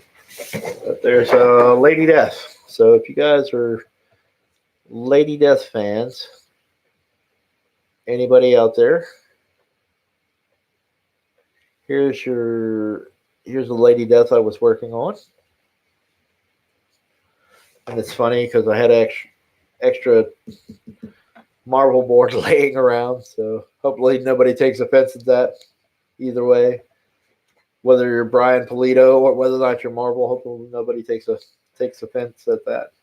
I drew her on there. So, Comics Legend, awesome work, thank you, sir. And let me see here we go. We've got Comics Legend asked me, if you wanted to preserve your pencils and have it inked on another board, would you scan it, blue line it, print it out, and then ink to print it? Yeah, actually, absolutely. That's what they do nowadays. And we got another like, so we're at 23, but only 11 watchers. So you guys out there lurking, feel free to come in. A lot of my assignments recently, a lot of it when I'm working with inkers, it used to be you had all your artwork. It would be FedEx to the inkers, and inkers would ink on the boards. And then they had a system of a 2/3, 1/3 split. The penciler would get 2/3 of the book, and the inker would get 1/3 of the book, and they would trade off, so many pages. Like if you were an inker and it was your first issue, the penciler would get the first issue, then the second issue, and then when you're on the third issue, the inker would get it, or the first part of the page. They had a couple of different ways to do it. Like the first issue, you work together as a team. The inker might get the first third of the book, as opposed to, and then the second issue, you get the second third of the book, and then the third issue, you get the third of the book, and then it would start over. They had some different ways of doing it. Let me see. Victor, can you ink over those pencils? Yeah, absolutely. That's what's going to happen. I'm going to when I'm done with this page, I'll go straight to inks. I'll go ink on the actual boards. A lot of this would be black. I'll draw a little. I don't know if you can see it in the actual but you'll see there's little tiny X's that I put in there, and that's just to tell myself or another inker. This all needs to be black right around here. You see it right there? That would all be black, and then it would fade into these lines that are coming out of there, to create kind of a gray tone. So there. But yeah, going back to what Comics Legend was saying, nowadays, whereas we used to have the ink on the actual boards, nowadays a cost-cutting measure on Marvel and DC's part is they no longer FedEx. So you don't FedEx and send this artwork to an inker anymore, mostly. It still happens, but not as much anymore. But mostly what they would do is they'd have the penciler scan the pencils, send them to the inker. The inker would print them out as blue lines, and then they'd ink on whatever boards they had. They'd have it printed on the boards, and then the inkers would ink that. So basically there's two versions floating around in the issue. You'd have the penciler's pages, pencil pages, and now there's the inker's pages. And so it makes it a little harder because you have the art collectors, and then who's going to want to buy the inks and who's going to buy the original pencils. A lot of people prefer the original pencils versus the inks, and so it becomes this big kind of convoluted thing. Whereas Marvel and DC are just saving money on not doing all the shipping, shipping from penciler to the inker and then the inker back to Marvel or whatever, and because for the longest time they would sit on the actual artwork because they would be scanning it, and then they would have to have a whole department for art returns, and those people would be, after let's say 3 months, they would ship your art, the division of the artwork, back to pencilers and inkers so you guys could sell them, so we could sell the artwork. So that's how it used to work.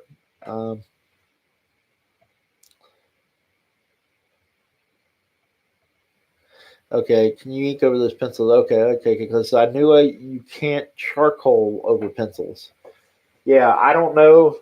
I don't know when you would use charcoal on it, so I can't say anything to go towards that. But I know that, yeah, we generally put ink, you just go over, you can either pens now or brush or whatever. But there are some instances. I've had some friends of mine. A friend of mine used some crazy, like a 6B or something, like really dark pencil. But the darker they are, they're also softer pencils, so they would smudge more. The more darker the pencil is, the more it smudges.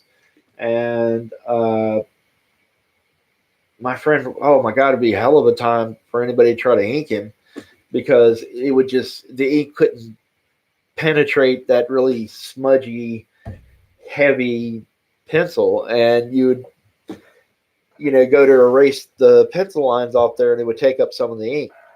So yeah, even some of your softer pencils, a lot of inks won't stick to. So you'd have to take a kneaded eraser and gently go over top the pencils. You lift a little bit up, but you leave enough that you can see to ink. You would still take up some of the pencil, but it would leave enough there, enough information to where you could see their pencil work, So that's how a lot of some of these things work.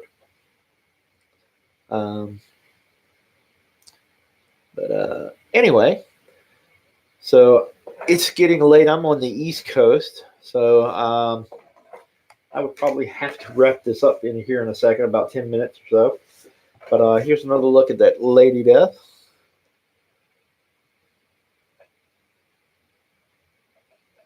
Get up there and get her face. It's another piece that I was just playing around with. Eric Hawkins says, what's the best pencil lead to use for penciling? Honestly, brother, it's completely up to you.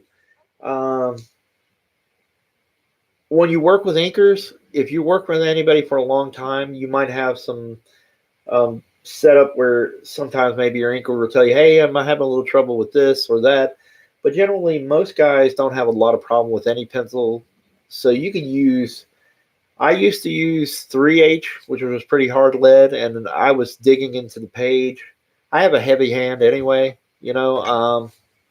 I put my pages through a bit of a beating. A lot of people used to joke about that, where I would dig grooves into the paper. So I pulled back from the 3H. I like that there wasn't any. I wanted all my pages to be clean and very no smudging and all that other crap.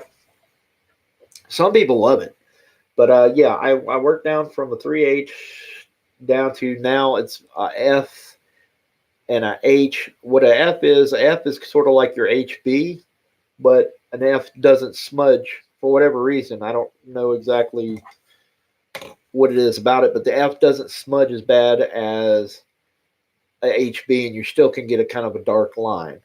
Um, but anything you want to use, brother, just use that pencil, because the only thing that really matters is how good you are, with it, or how good you draw, your skill.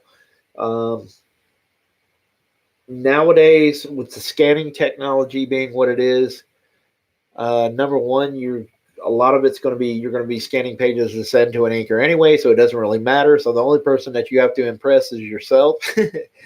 And if somebody is inking you or you're inking yourself, the ink's going to stick to it. So it's not a huge deal.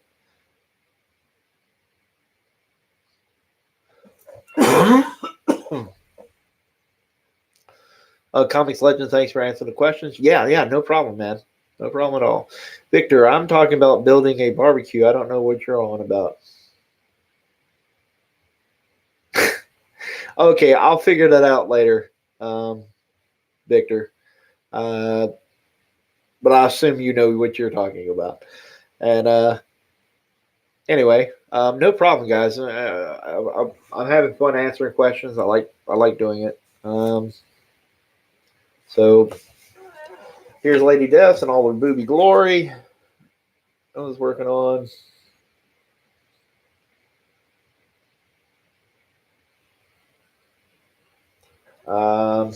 Once more for the fans out there, there's Spawn, and my camera will focus.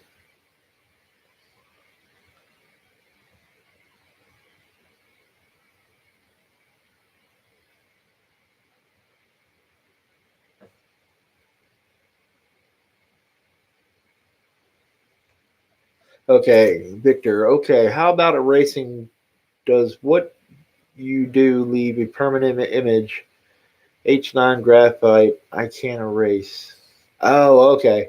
I think I understand what you're saying. Um, it depends on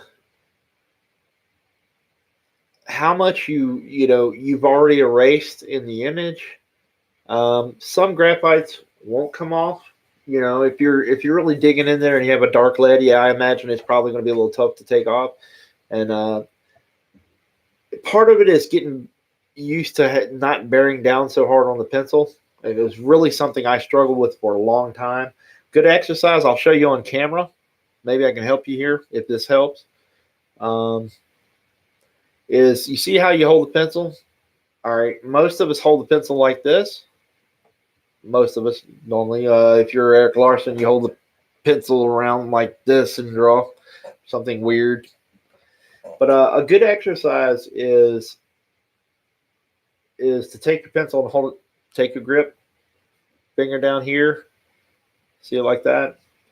Turn the pencil like this. Good example. As opposed to putting it between your fingers like this. Hold the finger. Hold the pencil like this. Good exercise. It'll help you with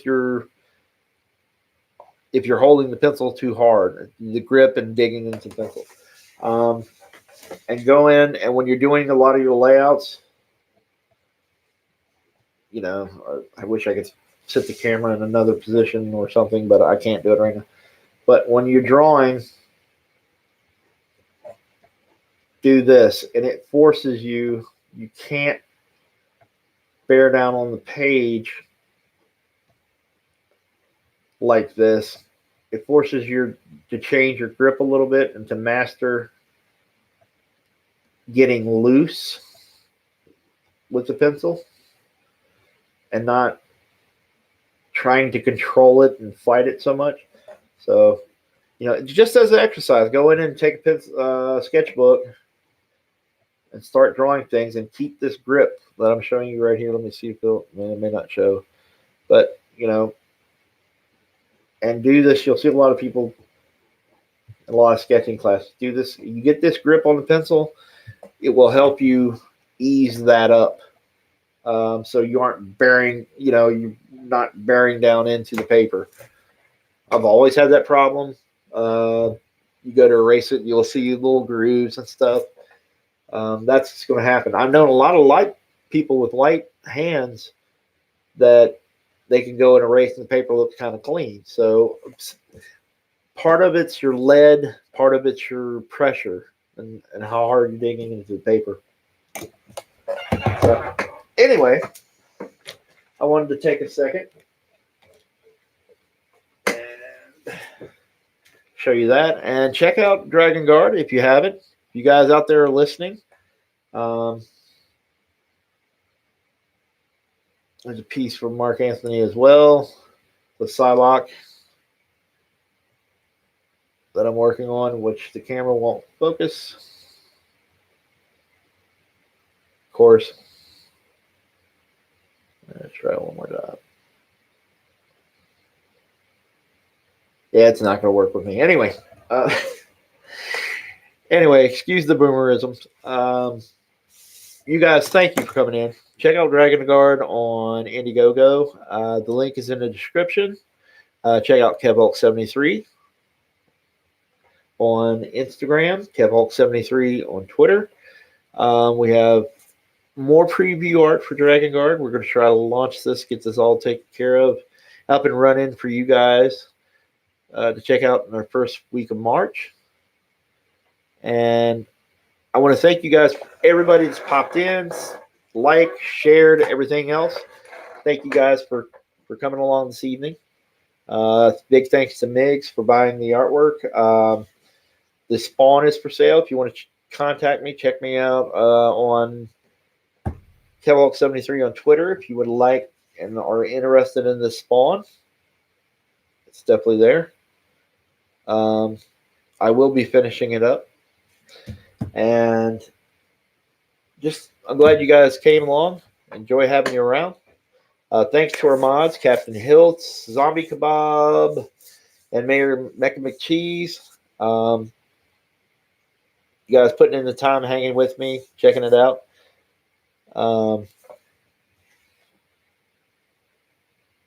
For you, Victor, I will show you another close-up before we close it out. And all you guys, Comics Legend, Eric Hawkins, Comics Legend, Popire, everybody's dropped in. You guys are awesome. I appreciate you checking out my lowly channel, my boomerisms, my low-tech, lo-fi stream. Hang in there. I just want to show you the best stuff that I can give you, best artwork. We're going to kick ass. I want you to have fun with Dragon Guard. And you guys have a lovely night. And we'll do this again next week, okay?